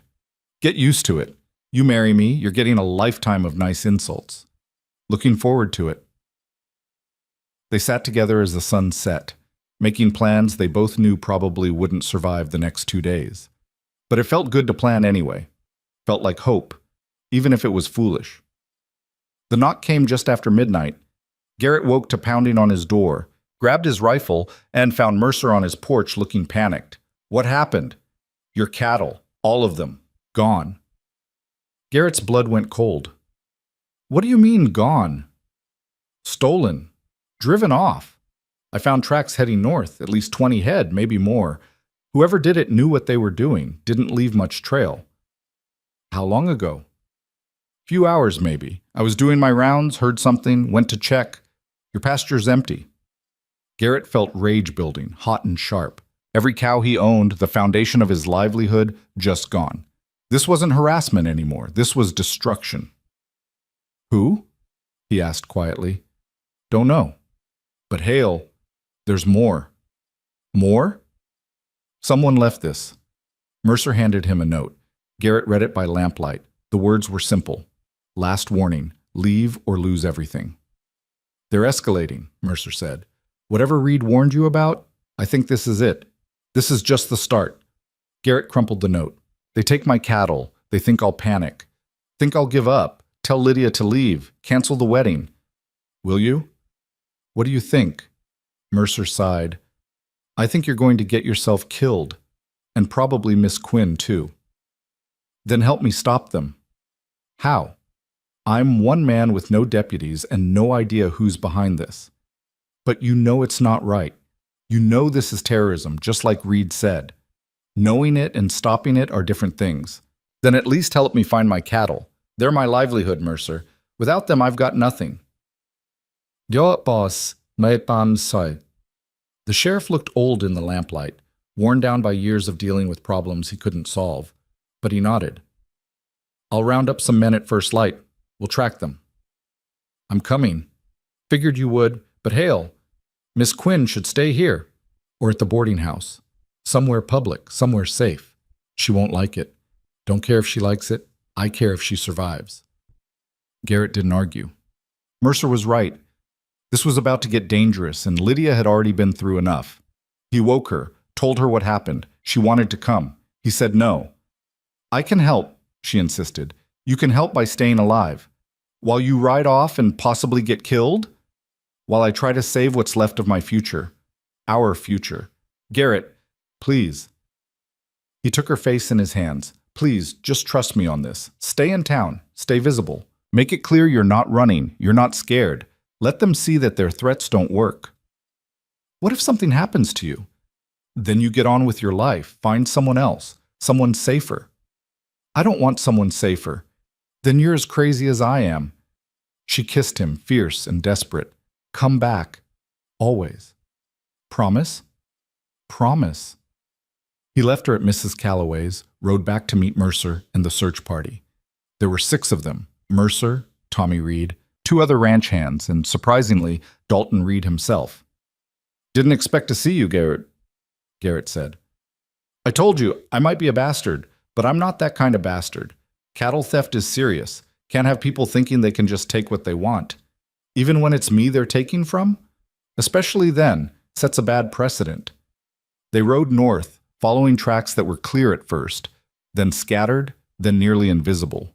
Whoever had done this was good, professional. They knew how to hide a trail, how to move fast without leaving evidence. By midday, they'd lost the trail completely. "They're gone," Mercer said. "Whoever took them, they're long gone." "We keep looking." "Hale, they could be in 3 different counties by now. We don't have the manpower." "Then we get more manpower." "From where? You think folks in Caldwell Flats are going to drop everything to help you find your cattle? After everything that's happened?" Garrett looked around at the empty scrubland, the endless hills, the vastness of the territory they'd have to search. Mercer was right. The cattle were gone. Whoever took them had planned this perfectly. "We head back," he said finally. "What are you going to do?" "I'm going to get married, day after tomorrow, just like planned. And then I'm going to find out who did this, and I'm going to make them pay." Reed gave him a long look. "You're serious?" "Deadly. Even if it costs you everything, I've got nothing left to lose." They made sure of that. They rode back in silence. By the time they reached Caldwell Flats, the sun was setting, and Garrett's ribs were screaming from hours in the saddle. He found Lydia at the boarding house, pacing the common room. "Did you find them?" "No," she sagged. "I'm sorry." "Not your fault." "It is, though. If I hadn't come here—" "Stop. We're not doing that. We're not blaming you for other people's evil." Mrs. Calloway appeared in the doorway, face pinched. "Mr. Hale, Miss Quinn, there's been talk." "There's always talk," Garrett said. "This is different. People are saying you provoked this, that you brought trouble by insisting on this marriage, that if you just listened to reason—" "Reason?" Lydia cut in. "What reason?" "The reason that says I don't deserve happiness, that I should just accept being hunted and threatened and terrorized. The reason that says sometimes we have to sacrifice for the greater good." "The greater good?" Garrett's voice was quiet, dangerous. "The greater good of who? The people who decided Lydia isn't worthy? The people who think fear and intimidation are acceptable as long as they get what they want?" Mrs. Calloway flinched. "I'm just telling you what people are saying. Then people can come say it to my face. I'll be at the church tomorrow at noon. Anyone who wants to object to this marriage, anyone who thinks they've got the right to tell me and Lydia how to live our lives, they can show up and say it. Otherwise, they can shut their mouths and mind their own business." He left, Lydia following. Outside, she caught his arm. "Are you sure about this?" "About what?" "About tomorrow. About making a public stand. If whoever's behind this sees it as a challenge, let them. I'm done hiding. Done pretending this town has any moral authority. They want to fight, they'll get one." "You sound like you're going to war." "Maybe I am. Maybe that's what this has always been. A war between people who want to control everything and people who just want to be free." She studied his face in the fading light. "You've changed." "How?" "You're angrier, harder. Is that bad?" "I don't know. I just hope you don't lose yourself in this fight. Too late. Already lost everything else. Might as well lose that too." "Garrett," he pulled her close, kissed her hard. "Tomorrow at noon. Wear something nice.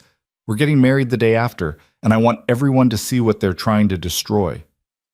And if they come, if they try to stop us, then we find out what I'm really made of."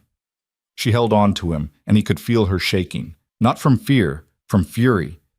This woman who'd survived so much, who'd fought so hard to get here, was being forced to fight again. And it wasn't fair. None of it was fair. But life wasn't fair. The war had taught him that. Blackwater had taught him that.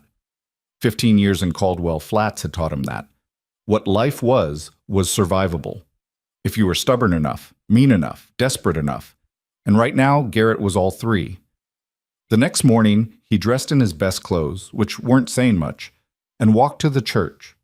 Lydia met him there, wearing the blue dress she'd made from Miller's fabric. She looked beautiful, and terrified and determined. "Ready?" he asked. "No, but I'm doing it anyway." They walked inside together. The church was empty. No weeks, no congregation, no witnesses, just two people and an empty building and the echo of their footsteps. "Where is everyone?" Lydia whispered. "Hiding." "From what?" "From having to pick a side." They stood at the altar, holding hands, waiting for someone, anyone, to show up, to object, to support, to witness. But the minutes ticked by and nobody came. Finally, as noon approached, the door opened. Trent walked in. He wasn't alone. Behind him were four men, all armed, all wearing the kind of expressions that said they'd killed before and would again.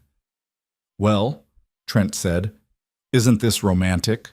Garrett put Lydia behind him. "Get out." "Can't do that. I've got a job to finish."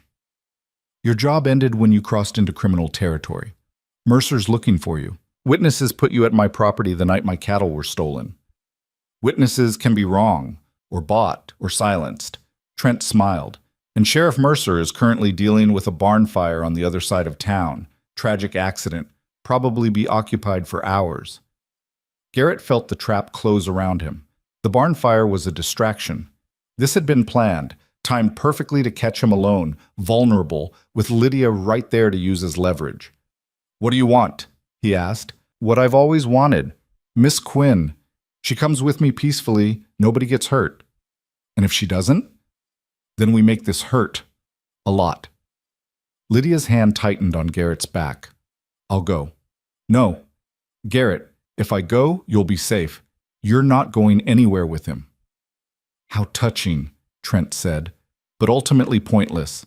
You see, Mr. Hale, I've been authorized to use whatever force necessary. Those are my orders, from people with money and power, and absolutely no patience left for your defiance."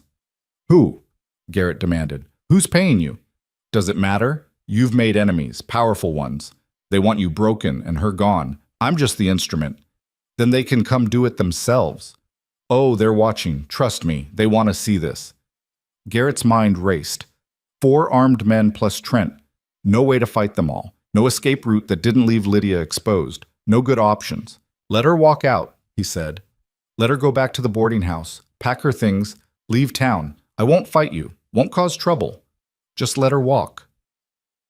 Trent considered it. "No, because she'll run, and I'll have to track her again. I'm tired of tracking her. She comes now, in chains if necessary, or you both die here and I take her anyway. Your choice." Lydia stepped out from behind Garrett. "Then you'll have to take me in chains, because I'm not going willingly. I'm not going quietly, and I'm not letting you hurt him. Lydia, no." She faced Trent. "You want me? Come get me.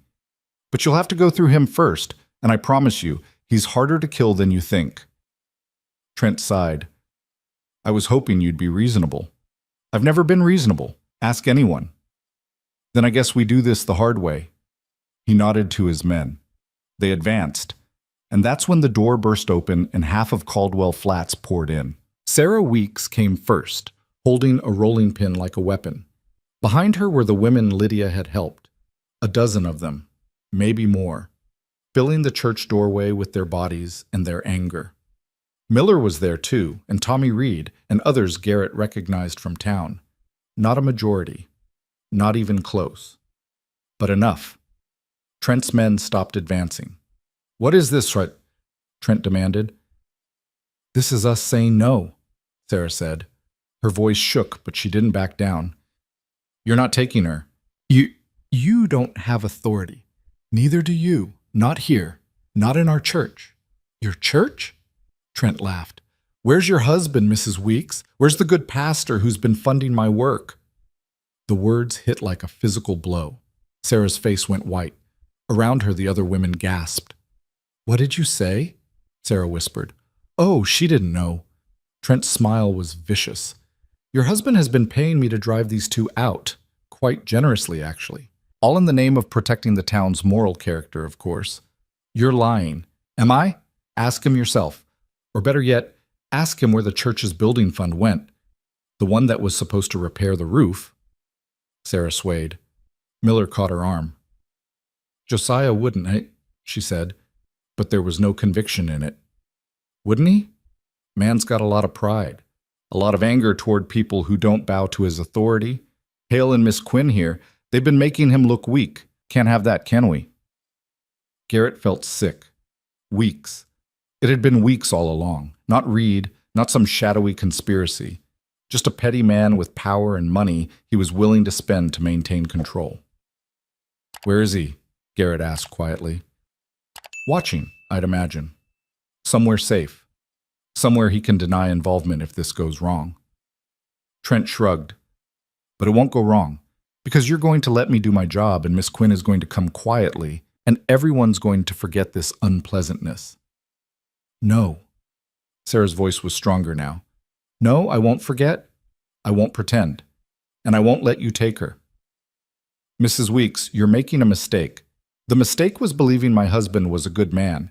The mistake was staying silent while he used fear to control people. The mistake was not standing up sooner. She raised the rolling pin. But I'm standing up now. The other women moved closer, forming a wall between Trent and his target. The men fanned out, blocking the exits. Trent's hired guns looked uncertain.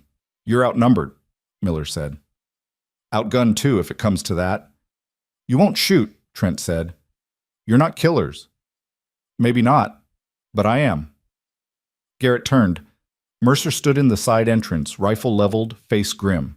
His clothes were singed, smoke-stained. Barnfire was arson, the sheriff said. Found evidence.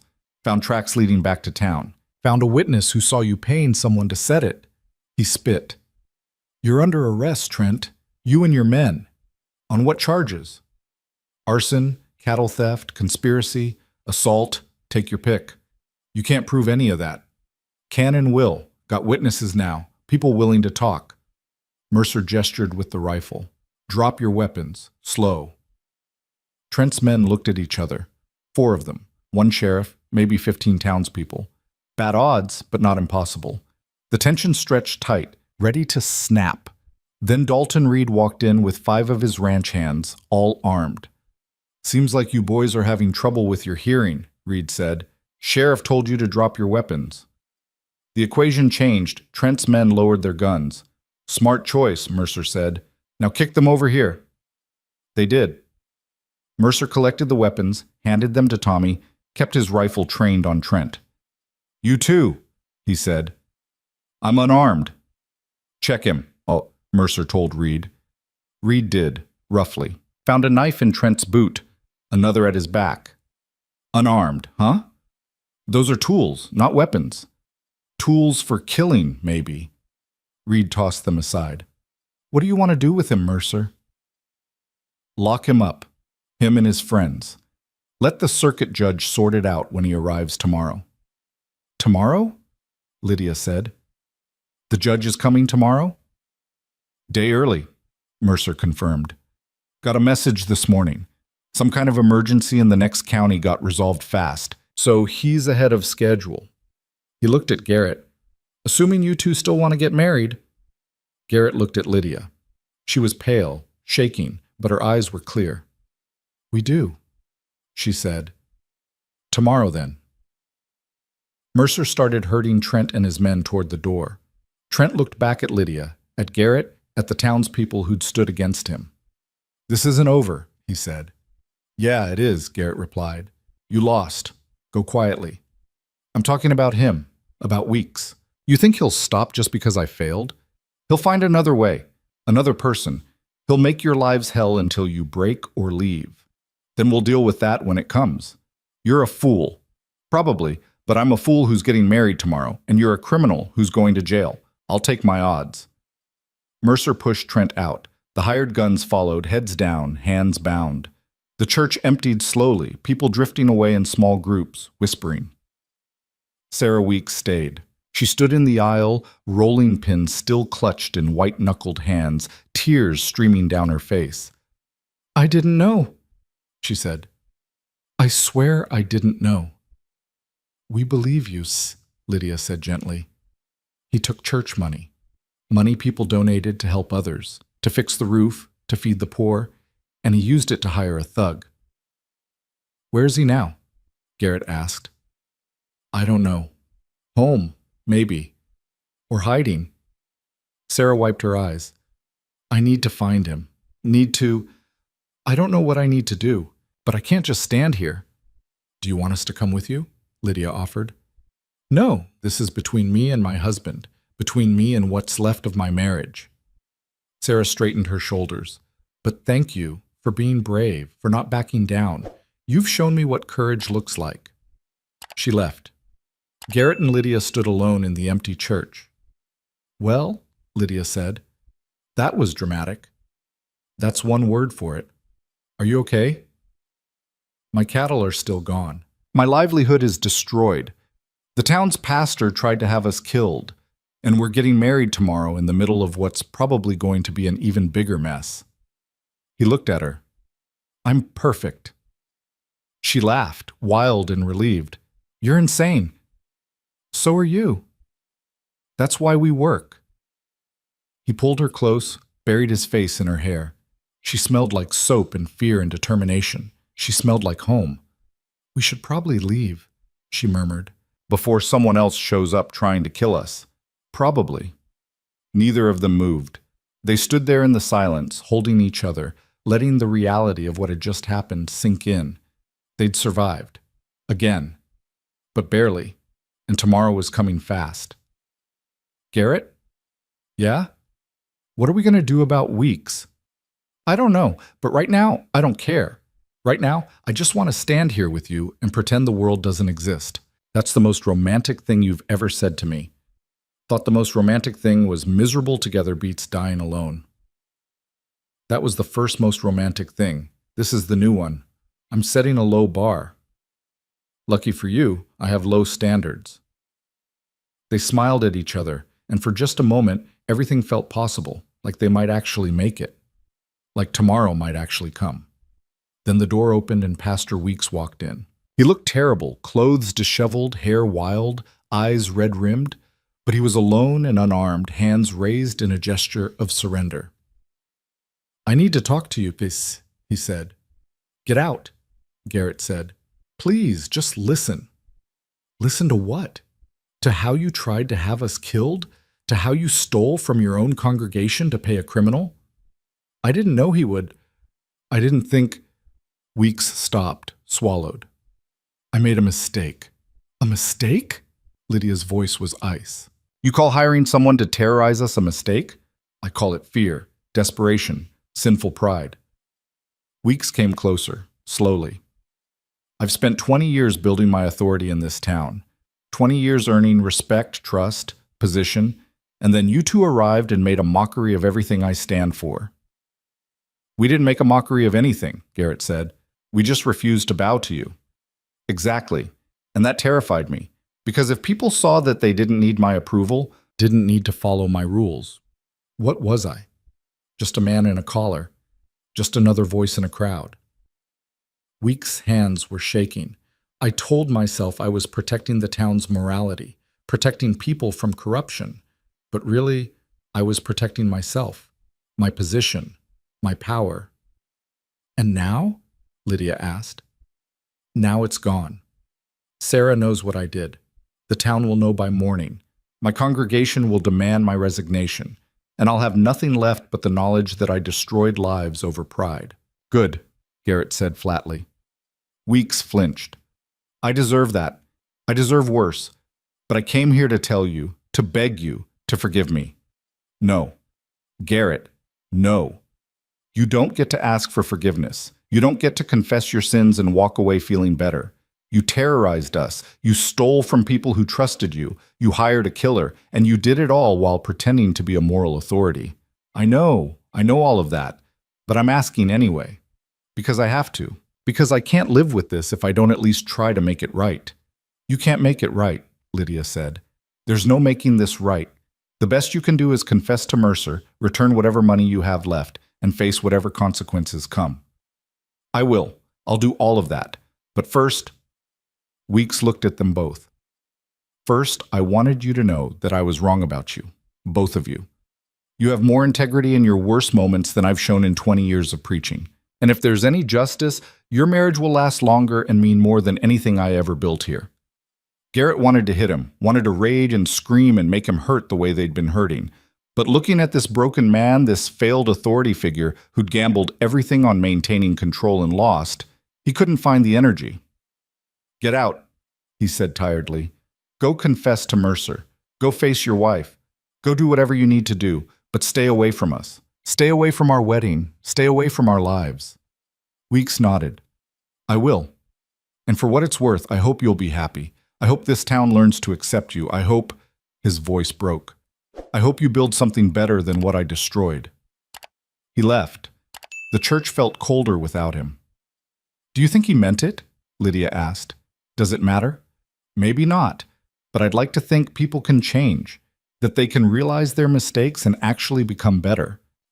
People can change. Doesn't mean they will. Doesn't mean the damage they caused goes away. No, but maybe it means something that he tried."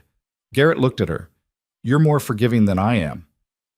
"I'm more forgiving than I should be. Gets me in trouble." "Is that how you ended up here, forgiving people who didn't deserve it?" "Among other things." She sighed. "Can we leave now? For real this time? Before anyone else shows up with confessions or death threats or whatever fresh hell this day has left?"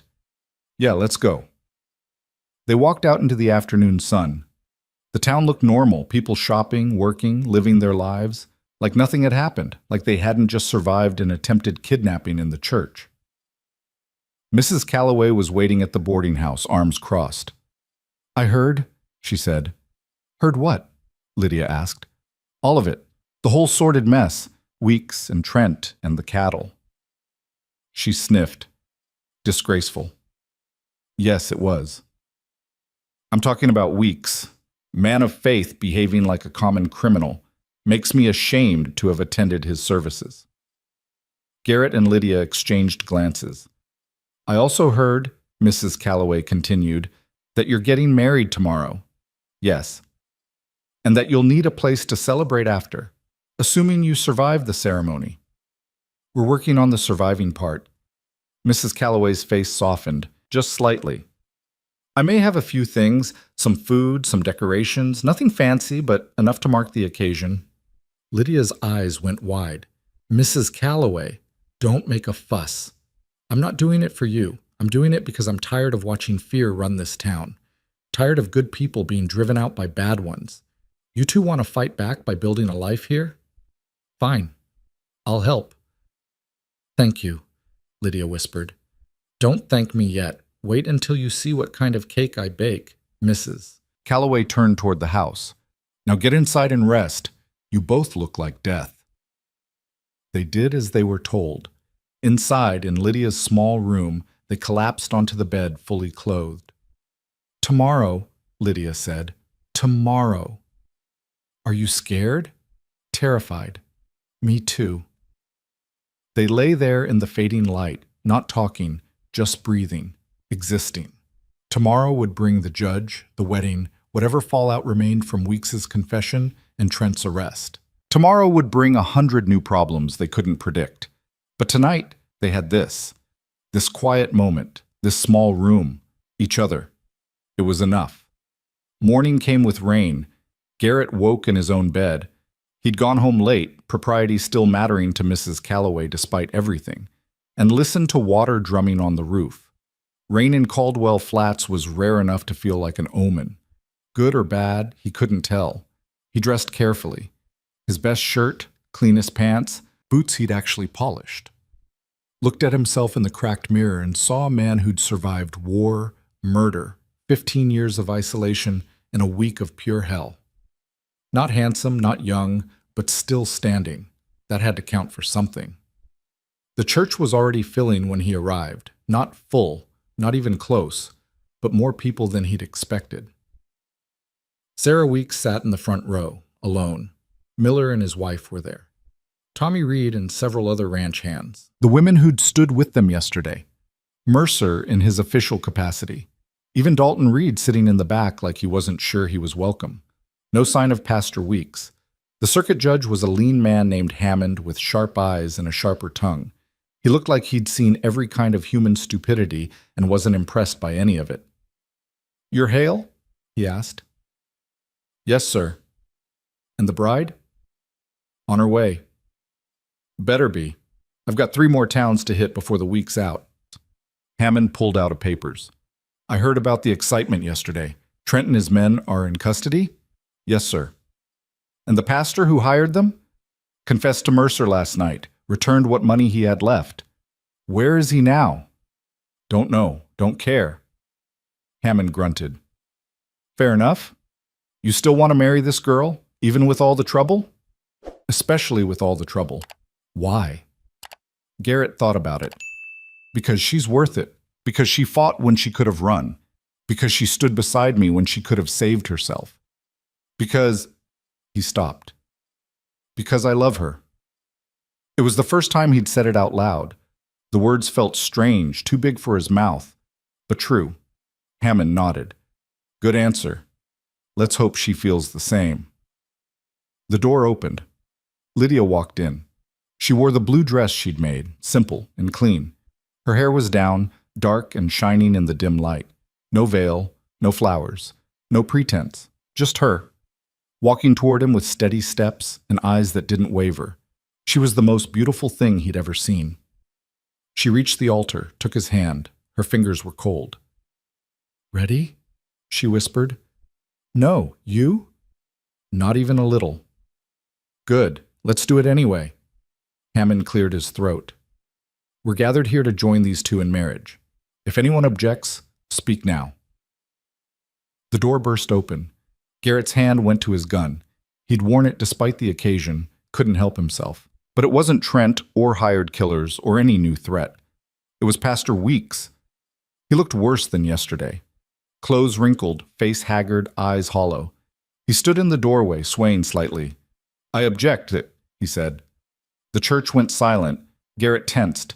Lydia squeezed his hand. "On what grounds, Hammond asked.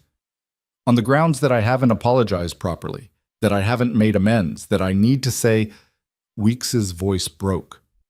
"That I need to say I was wrong. About everything. About them, about morality, about my right to judge anyone. Is that your objection?" Hammond said dryly. "No. My objection is that they're getting married in a church I defiled, in a place I made unholy through my actions. They deserve better." Sarah Weeks stood. "Josiah, sit down." "Sarah, sit down." Her voice cracked like a whip. "You've done enough damage. Let them have this." Weeks looked at his wife, at the congregation, at Garrett and Lydia. Then he sat in the very back pew, head in his hands. "Anyone else?" Hammond asked. Silence. "Good. Then let's continue." He opened his book. Marriage is a covenant between two people, a promise to stand together through whatever comes, to build a life on shared trust, shared struggle, shared hope. He looked at them over the book. "It's not easy, it's not always happy, but it's worth it if you're both willing to fight for it." "We are," Garrett said. "We are," Lydia echoed. "Then by the authority vested in me by the territory, I pronounce you married. You may kiss." Garrett pulled Lydia close and kissed her like the world was ending. Like this was the last moment they'd ever have. Like nothing else mattered but this, here, now. When they broke apart, the church erupted in applause. Not thunderous, there weren't enough people for that, but genuine, real. They walked down the aisle together, hand in hand, past faces that ranged from joyful to skeptical to openly hostile. Didn't matter. They were married. They'd won. Outside, the rain had stopped. Sunlight broke through the clouds in long golden shafts, painting the muddy street in shades of amber. It looked almost beautiful. "What now?" Lydia asked. "Now we go to Mrs. Calloway's, eat some terrible cake, pretend to celebrate. And after? After we figure out how to rebuild, how to replace the cattle, how to make a living, how to survive in a town that still mostly hates us." That doesn't sound romantic. None of this has been romantic, but it's real. And it's ours. She smiled. "I can work with that." They started walking. Behind them, the church emptied. Ahead of them, Mrs. Calloway's boarding house waited with its promised celebration. And beyond that, stretched out like a road with no end, was the rest of their lives. It wouldn't be easy. The town wouldn't suddenly embrace them. Weeks's confession wouldn't undo all the damage. Trent might have friends who'd come looking for revenge. Money would be tight without the cattle. Work would be hard. But they'd face it together. And that made all the difference. At the boarding house, Mrs. Calloway had outdone herself. Tables laden with food, too much food for the small gathering, like she'd expected the whole town to show. Decorations hung from the rafters, simple but cheerful. And yes, a cake, lopsided and probably terrible, but made with care. "You shouldn't have," Lydia said. "Of course I should have. Someone needs to show you too what hospitality looks like." Mrs. Calloway gestured to the room. "Now eat. Celebrate. You've earned it." They did. Sarah Weeks came, without her husband. Miller and his wife brought a gift, fabric for curtains, practical and kind. The women who'd stood with them yesterday came with small offerings, preserves, bread, a quilt someone's grandmother had made. Tommy Reed brought news that his uncle was looking to sell some cattle cheap if Garrett was interested. "I don't have money," Garrett said. "Work it off. We'll figure something out." "Why are you helping me?" Tommy shrugged. "Because you stood up when everyone else backed down. That means something." Dalton Reed arrived late, stayed briefly, handed Garrett an envelope. "What's this?" Garrett asked. "Payment for the cattle that were stolen. Not full value, but close. Consider it an investment in the future." "I can't accept this." "You can and you will. Because I don't want to live in a town where fear wins, where good people get driven out because they're different or inconvenient. You two staying, fighting back, it matters. So take the money, rebuild, and maybe someday you'll help someone else who needs it." Yasab. Garrett took the envelope, too shocked to argue. The celebration lasted into the evening. People drifted in and out, some to offer congratulations, others just curious, a few openly hostile, but too polite to make a scene. Hammond, the judge, stopped by long enough to have a slice of terrible cake and wish them luck. "You'll need it," he said. "Marriage is hard enough without starting it as the town pariahs." "We'll manage," Lydia said. "I believe you will." Hammond tipped his hat. "See you next circuit." As the sun set, the gathering thinned. Finally, it was just Garrett and Lydia, standing in the empty room surrounded by the debris of celebration. "We're married," Lydia said, like she couldn't quite believe it. "We are." "What do we do now?" "Now we go home." "Your home or mine?" "Ours." They walked to his house, their house, through the quiet town. Lights were coming on in windows. Smoke rose from chimneys. Normal people doing normal things, oblivious to the small miracle that had just occurred. Two people who shouldn't have survived had not only survived, but thrived, had married, had fought, had won against impossible odds. Inside the house, Lydia looked around at the mess, the dust, the disorder. "It needs work," she said. "Everything needs work. I'm serious. This place is a disaster. So fix it. You're the one who married me. You're stuck with my disaster now." She laughed. "I guess I am." They stood in the kitchen where they'd shared bread and jam, where they'd made plans, where they'd held each other through fear and doubt. It didn't look like much, but it was theirs. "I love you," Garrett said. The words came easier this time. Lydia's eyes filled. "You do?" "Yeah. Probably have since you stepped off that stagecoach and looked at this town like you were ready to fight it." "I love you too, even though you're stubborn and reckless and have terrible taste in houses. This house is fine. This house is falling apart. Then we'll fix it. Together." "Together," she agreed. They kissed in the fading light, two people who'd survived war and terror and a town's judgment. Two people who'd chosen each other over safety, over comfort, over every reasonable option. Two people who'd built something out of nothing and dared to call it hope. Outside, Caldwell Flats settled into night. Tomorrow would bring new challenges, money problems, social problems, the slow work of rebuilding trust in cattle herds and lives. Tomorrow would bring all the messy reality of marriage and survival and trying to make a home in hostile territory. But tonight was theirs. this moment, this house, this fragile beginning, and for now, that was enough. The first month was harder than either of them had expected. Not the marriage itself. That part was easier than it had any right to be. Lydia burned breakfast most mornings, and Garrett forgot to mention when he'd be late coming home, and they argued about stupid things like where to put the firewood and whether the windows needed washing. But underneath the small irritations was something solid, something that felt like it might actually last. The town was a different story. Some people thawed. Miller started giving them credit again. Sarah Weeks invited Lydia to a quilting circle, though half the women still wouldn't speak to her. Tommy Reed and a few other ranch hands helped Garrett rebuild his herd with the money Dalton had given them, working weekends for nothing but coffee and Lydia's improving cooking. But others stayed frozen. Mrs. Reed crossed the street rather than acknowledge them. Half the congregation had left the church entirely, some blaming Weeks, others blaming Garrett and Lydia for exposing him. And there were still whispers, always whispers, about Lydia's past, about the baby she'd given up, about whether she was really reformed or just biding her time. Garrett heard them and said nothing. Lydia heard them and learned to hold her head higher. "Doesn't it bother you?" he asked one evening, watching her mend a shirt like the whispers didn't exist. "Of course it bothers me. But what am I supposed to do, shout at every person who judges me?" I'd never stop shouting. "You could leave. We could both leave." She looked up, needle paused mid-stitch. "Is that what you want?" "No, but I don't want you miserable either." "I'm not miserable, I'm just—" She searched for the word. "I'm just tired of proving myself, of feeling like every action is a test. Like if I mess up once, they'll say, 'See, we were right about her all along.' Then stop proving yourself." That's easy for you to say. No, it's not. But I learned something a long time ago. You can't make people accept you. You can live your life honestly, work hard, treat people decently.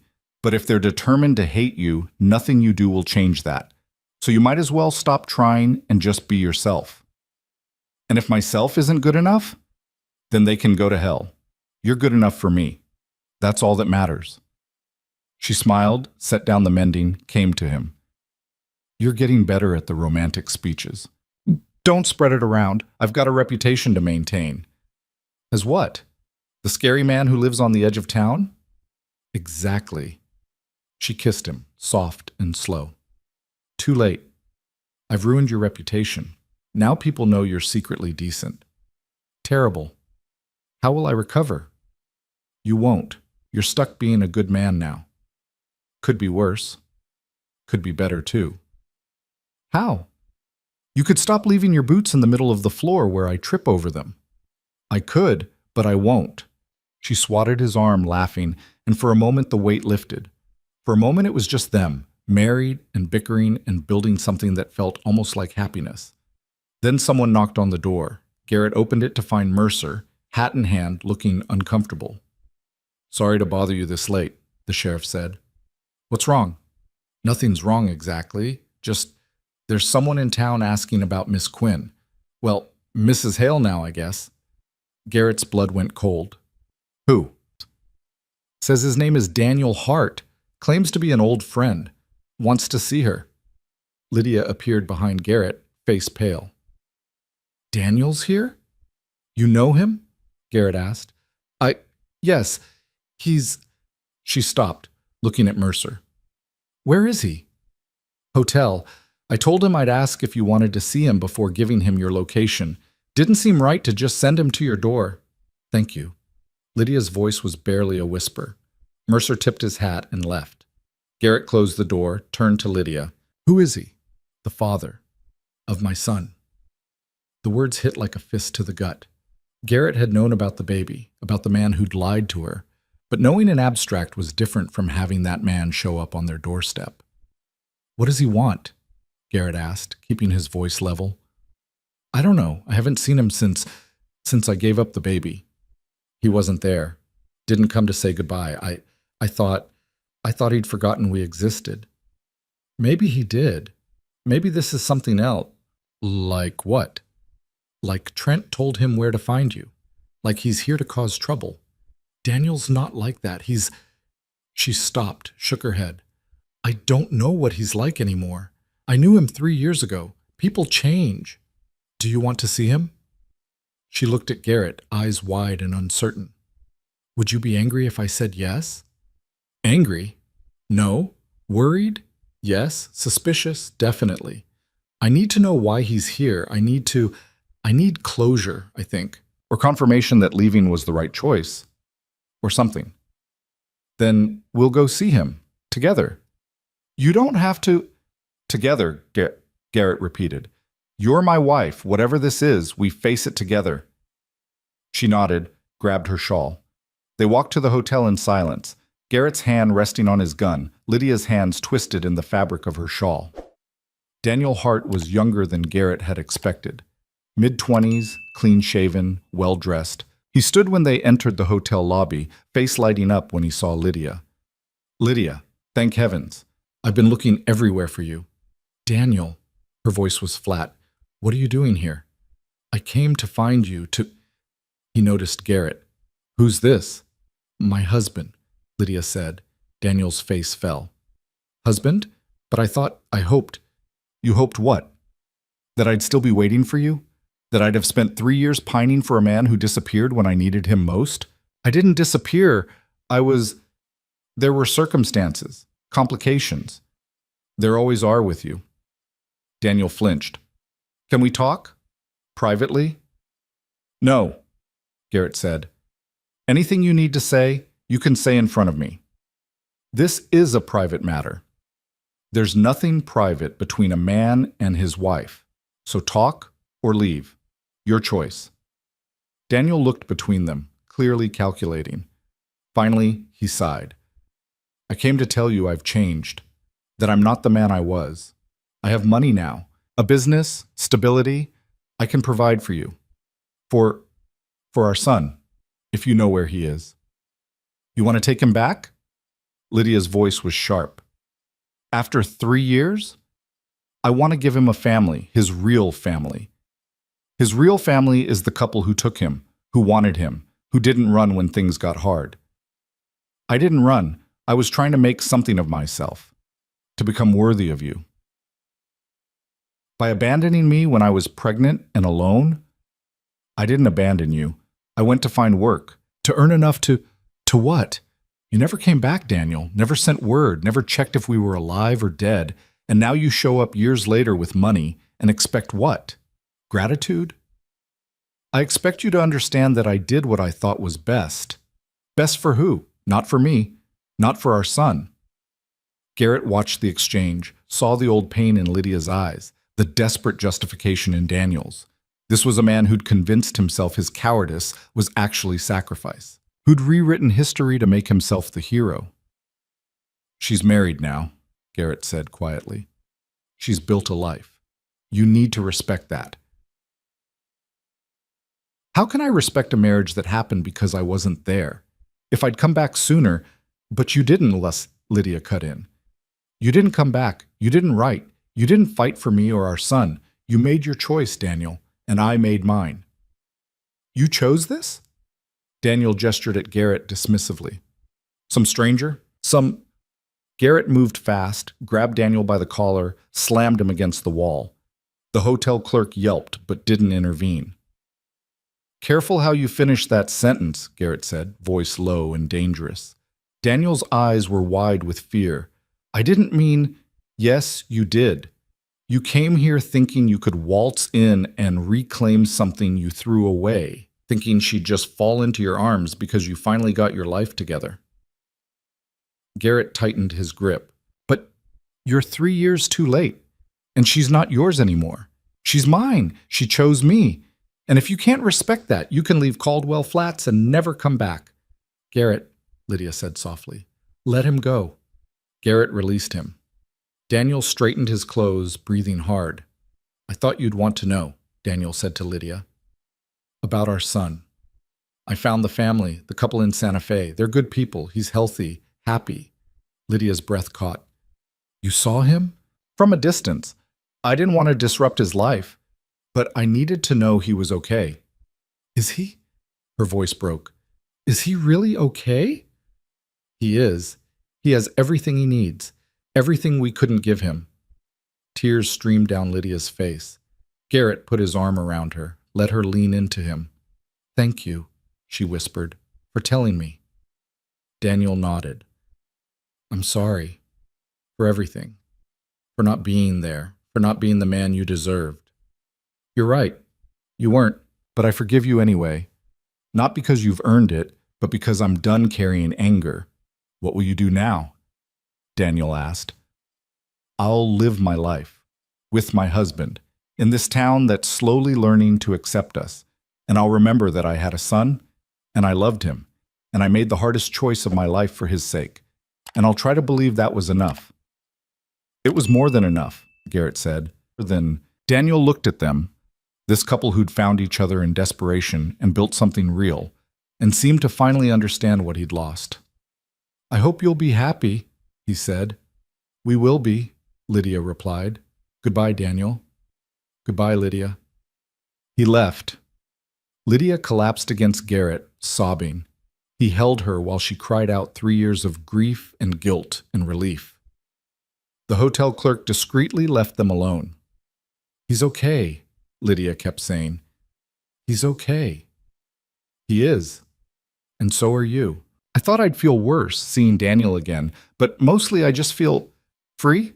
Yeah, free. She pulled back, wiped her eyes. Is that terrible? To feel relieved that the man I once loved means nothing to me now? That's not terrible. That's growth. When did you get so wise? I'm not wise. I just know what matters. And what matters is you, us, the life we're building. She kissed him, tasting salt and tears and something like hope. They walked home through the dark town, past windows glowing with lamplight, past lives they'd never know. And Garrett realized something. They didn't need the town's acceptance, didn't need everyone to understand or approve. They just needed each other, and the quiet certainty that what they'd built was real. The months rolled on. Winter came, harsh and cold. Garrett worked the ranch, slowly rebuilding what he'd lost. Lydia worked beside him when she could, helped with the animals, learned to rope and brand and do a dozen things she'd never imagined doing. Her hands got rough. Her back ached. But she felt alive in a way she never had before. Spring brought new calves and new problems. A fence broke during a storm, and they lost 2 head before finding them. A drought threatened the water supply. Lydia got sick for a week, couldn't keep food down, and Garrett nearly panicked before she recovered. Through it all, the town watched. Some people warmed to them, slowly, grudgingly, but warmed nonetheless. Others never would. Dalton Reed became an unlikely ally, helping with business advice and lending equipment. Sarah Weeks divorced her husband and moved to the next county, but not before telling Lydia she was the bravest woman she'd ever met. Pastor Weeks left town entirely. Last anyone heard, he was working at a mission in San Francisco, trying to rebuild his life. Some said he'd found genuine humility. Others said he was just running from shame. Garrett figured both could be true. Trent went to prison for 5 years on the cattle theft charges. His employers, the wealthy donors who'd funded Weeks, were never officially identified, though everyone in town had their suspicions. Justice wasn't always clean. Sometimes it was just good enough. One evening in early summer, a year and a half after their wedding, Lydia told Garrett she was pregnant. He was mending fence when she walked out to the pasture, moving carefully over the rough ground. He saw her coming and knew immediately something had changed. You're pregnant, he said. How did you know? The way you're walking, like you're protecting something. She laughed. I've been pregnant exactly 3 weeks, and you can already tell? I pay attention. She reached him, took his hands. Are you happy? Terrified, but happy. Me too. Her eyes were bright. I never thought I'd get another chance at this. After everything that happened with my first, I thought that was it, my one chance at motherhood, and I'd given it away. You didn't give it away. You gave him a better life. I know, but it still hurt. Still felt like failure. And now? Now I get to try again, to do it right, with you. He pulled her close, careful not to squeeze too hard. We'll probably mess it up in a dozen different ways. Probably. And the kid will grow up in a town that half tolerates us at best. Most likely. And money will be tight, and life will be hard, and nothing will be easy. I'm counting on it. She smiled against his chest. Easy sounds boring. I'd rather have hard and real. You're a strange woman. You married me. What does that make you? A lucky man. They stood in the field as the sun set, painting the sky in shades of gold and red. The land stretched around them, harsh and beautiful, full of possibility. This was their home now. Not because the town had accepted them, but because they'd claimed it, had fought for it, had refused to let fear or judgment or violence drive them away. The baby came in early spring, squalling and red-faced and perfect. They named her Grace because it felt like grace that had brought them together. Grace that had saved them. Grace that let them start over. The birth was hard. Lydia labored for 18 hours before the midwife finally pulled the baby free. Garrett stayed with her the whole time, holding her hand, whispering encouragement, watching the woman he loved nearly die to bring new life into the world. When it was over, when Lydia lay exhausted with the baby in her arms, she looked at him with tears streaming down her face. "We did it," she whispered. "You did it. I just stood here being useless. You were here. That's not useless." He touched the baby's tiny hand, felt impossibly small fingers wrap around his rough, calloused one. This child who would grow up hearing stories about how her parents met, how they fought a whole town, how they built something from nothing. This child who would never know how close she'd come to not existing at all. "She's going to have a good life," Garrett said. "Better than either of us had." "How can you be sure?" "Because she'll have what we didn't. Parents who chose each other, who fought to be together, who know what it costs to build something real." That's a lot of pressure to put on two people who barely know what they're doing. "We'll figure it out. We've figured out everything else." Lydia laughed, tired and happy. "That's true. We're surprisingly good at figuring things out." Word spread about the baby. People came to visit, some genuinely happy for them, others just curious. Mrs. Calloway brought food and unsolicited advice. Miller brought a carved wooden rattle. Tommy Reed and his wife brought a blanket they'd made themselves. Even Dalton Reed came, standing awkwardly in the doorway until Garrett invited him in. "Never thought I'd see the day," Reed said, looking at the baby. "You two actually made it." "Surprised?" Garrett asked. "Honestly, yes. I thought the town would drive you out within 6 months, or you'd drive each other crazy. But you proved me wrong." "There's still time, yes," Reed smiled. "There is, but I don't think you will. I think you've built something that'll last." He handed Garrett an envelope. "For the baby. Education fund or whatever you want." Garrett opened it, saw more money than he'd make in 3 months. "Reed, I can't." "You can, and you will. Consider it an investment in the future. In a town that learns to accept people who are different. In a world where good people win sometimes. This isn't about winning, isn't it? You stayed, you fought, you built a family. That's winning in my book." He left before Garrett could argue. Lydia looked at the money, then at Garrett. "People are strange," she said. "The strangest. But sometimes in good ways. Sometimes." The years passed. Grace grew into a wild, stubborn child who asked too many questions and climbed things she shouldn't. She had Garrett's eyes and Lydia's determination, and by the time she was 5, half the town was terrified of her, and the other half was charmed. The ranch prospered. Slowly, painfully, but it prospered. Garrett hired help when he could afford it, taught young men who needed work the same way someone should have taught him. Lydia kept the books, managed the household, and started teaching other women to read and write, something the town had always needed but never bothered providing.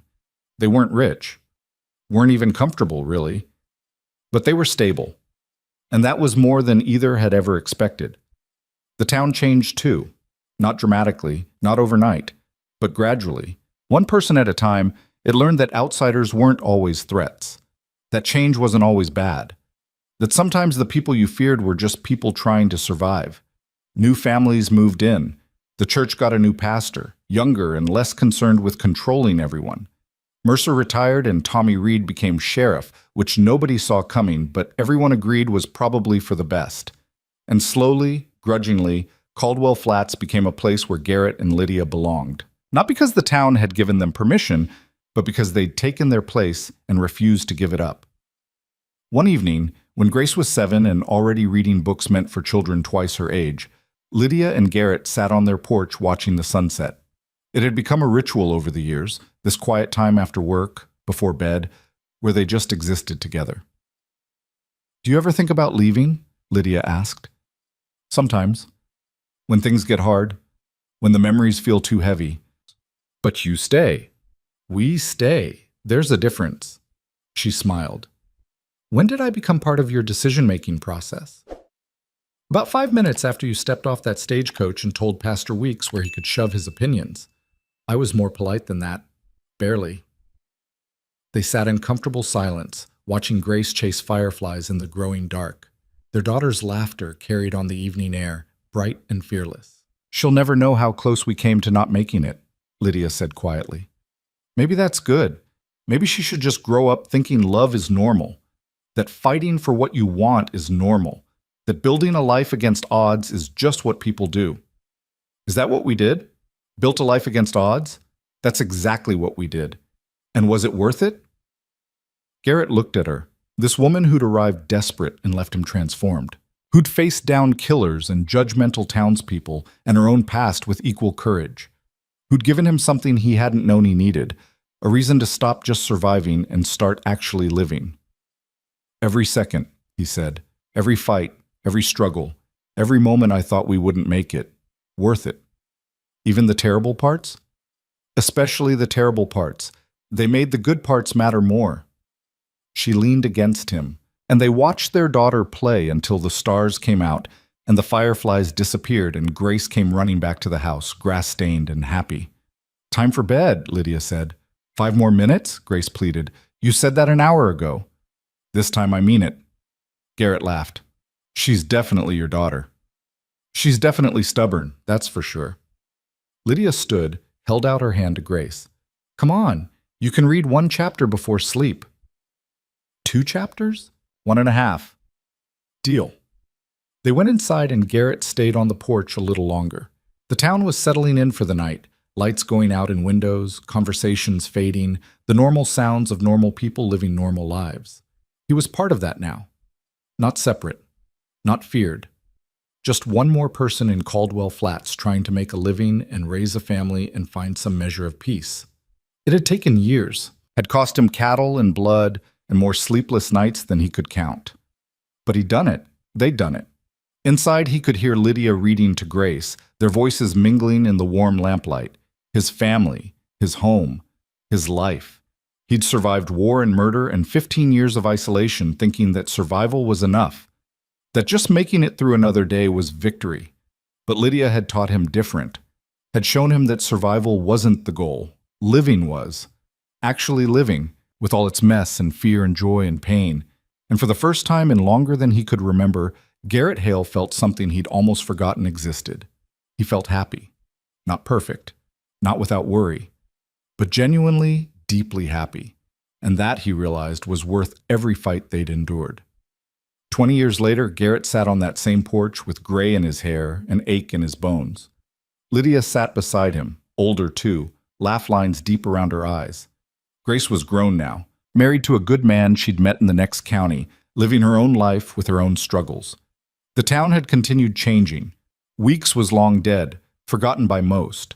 Trent had died in prison. Dalton Reed had passed on, leaving his ranch to Tommy and his family. The old guard was gone, replaced by a new generation that barely remembered the fights that had shaped Caldwell Flats. "Do you ever regret it?" Lydia asked, the same question she'd asked 20 years ago. Not once. Not even when it was hardest? Especially not then. The hard parts were when we learned who we really were. And who were we? Survivors, fighters, 2 stubborn people too stupid to quit. She laughed. "That's romantic." "I'm not a romantic man." "You are. You just don't know it." He took her hand, felt the calluses and scars from years of work. "I know I love you. I know I'd do it all again. I know that letter you sent, desperate and scared and honest, was the best thing that ever happened to me. The letter where I begged a stranger to save me? The letter where you saved yourself by asking for help. There's a difference. You always say that I saved myself. Because you did. I just gave you a place to stand while you did it. We gave each other a place to stand. Yeah, we did. They sat in the fading light.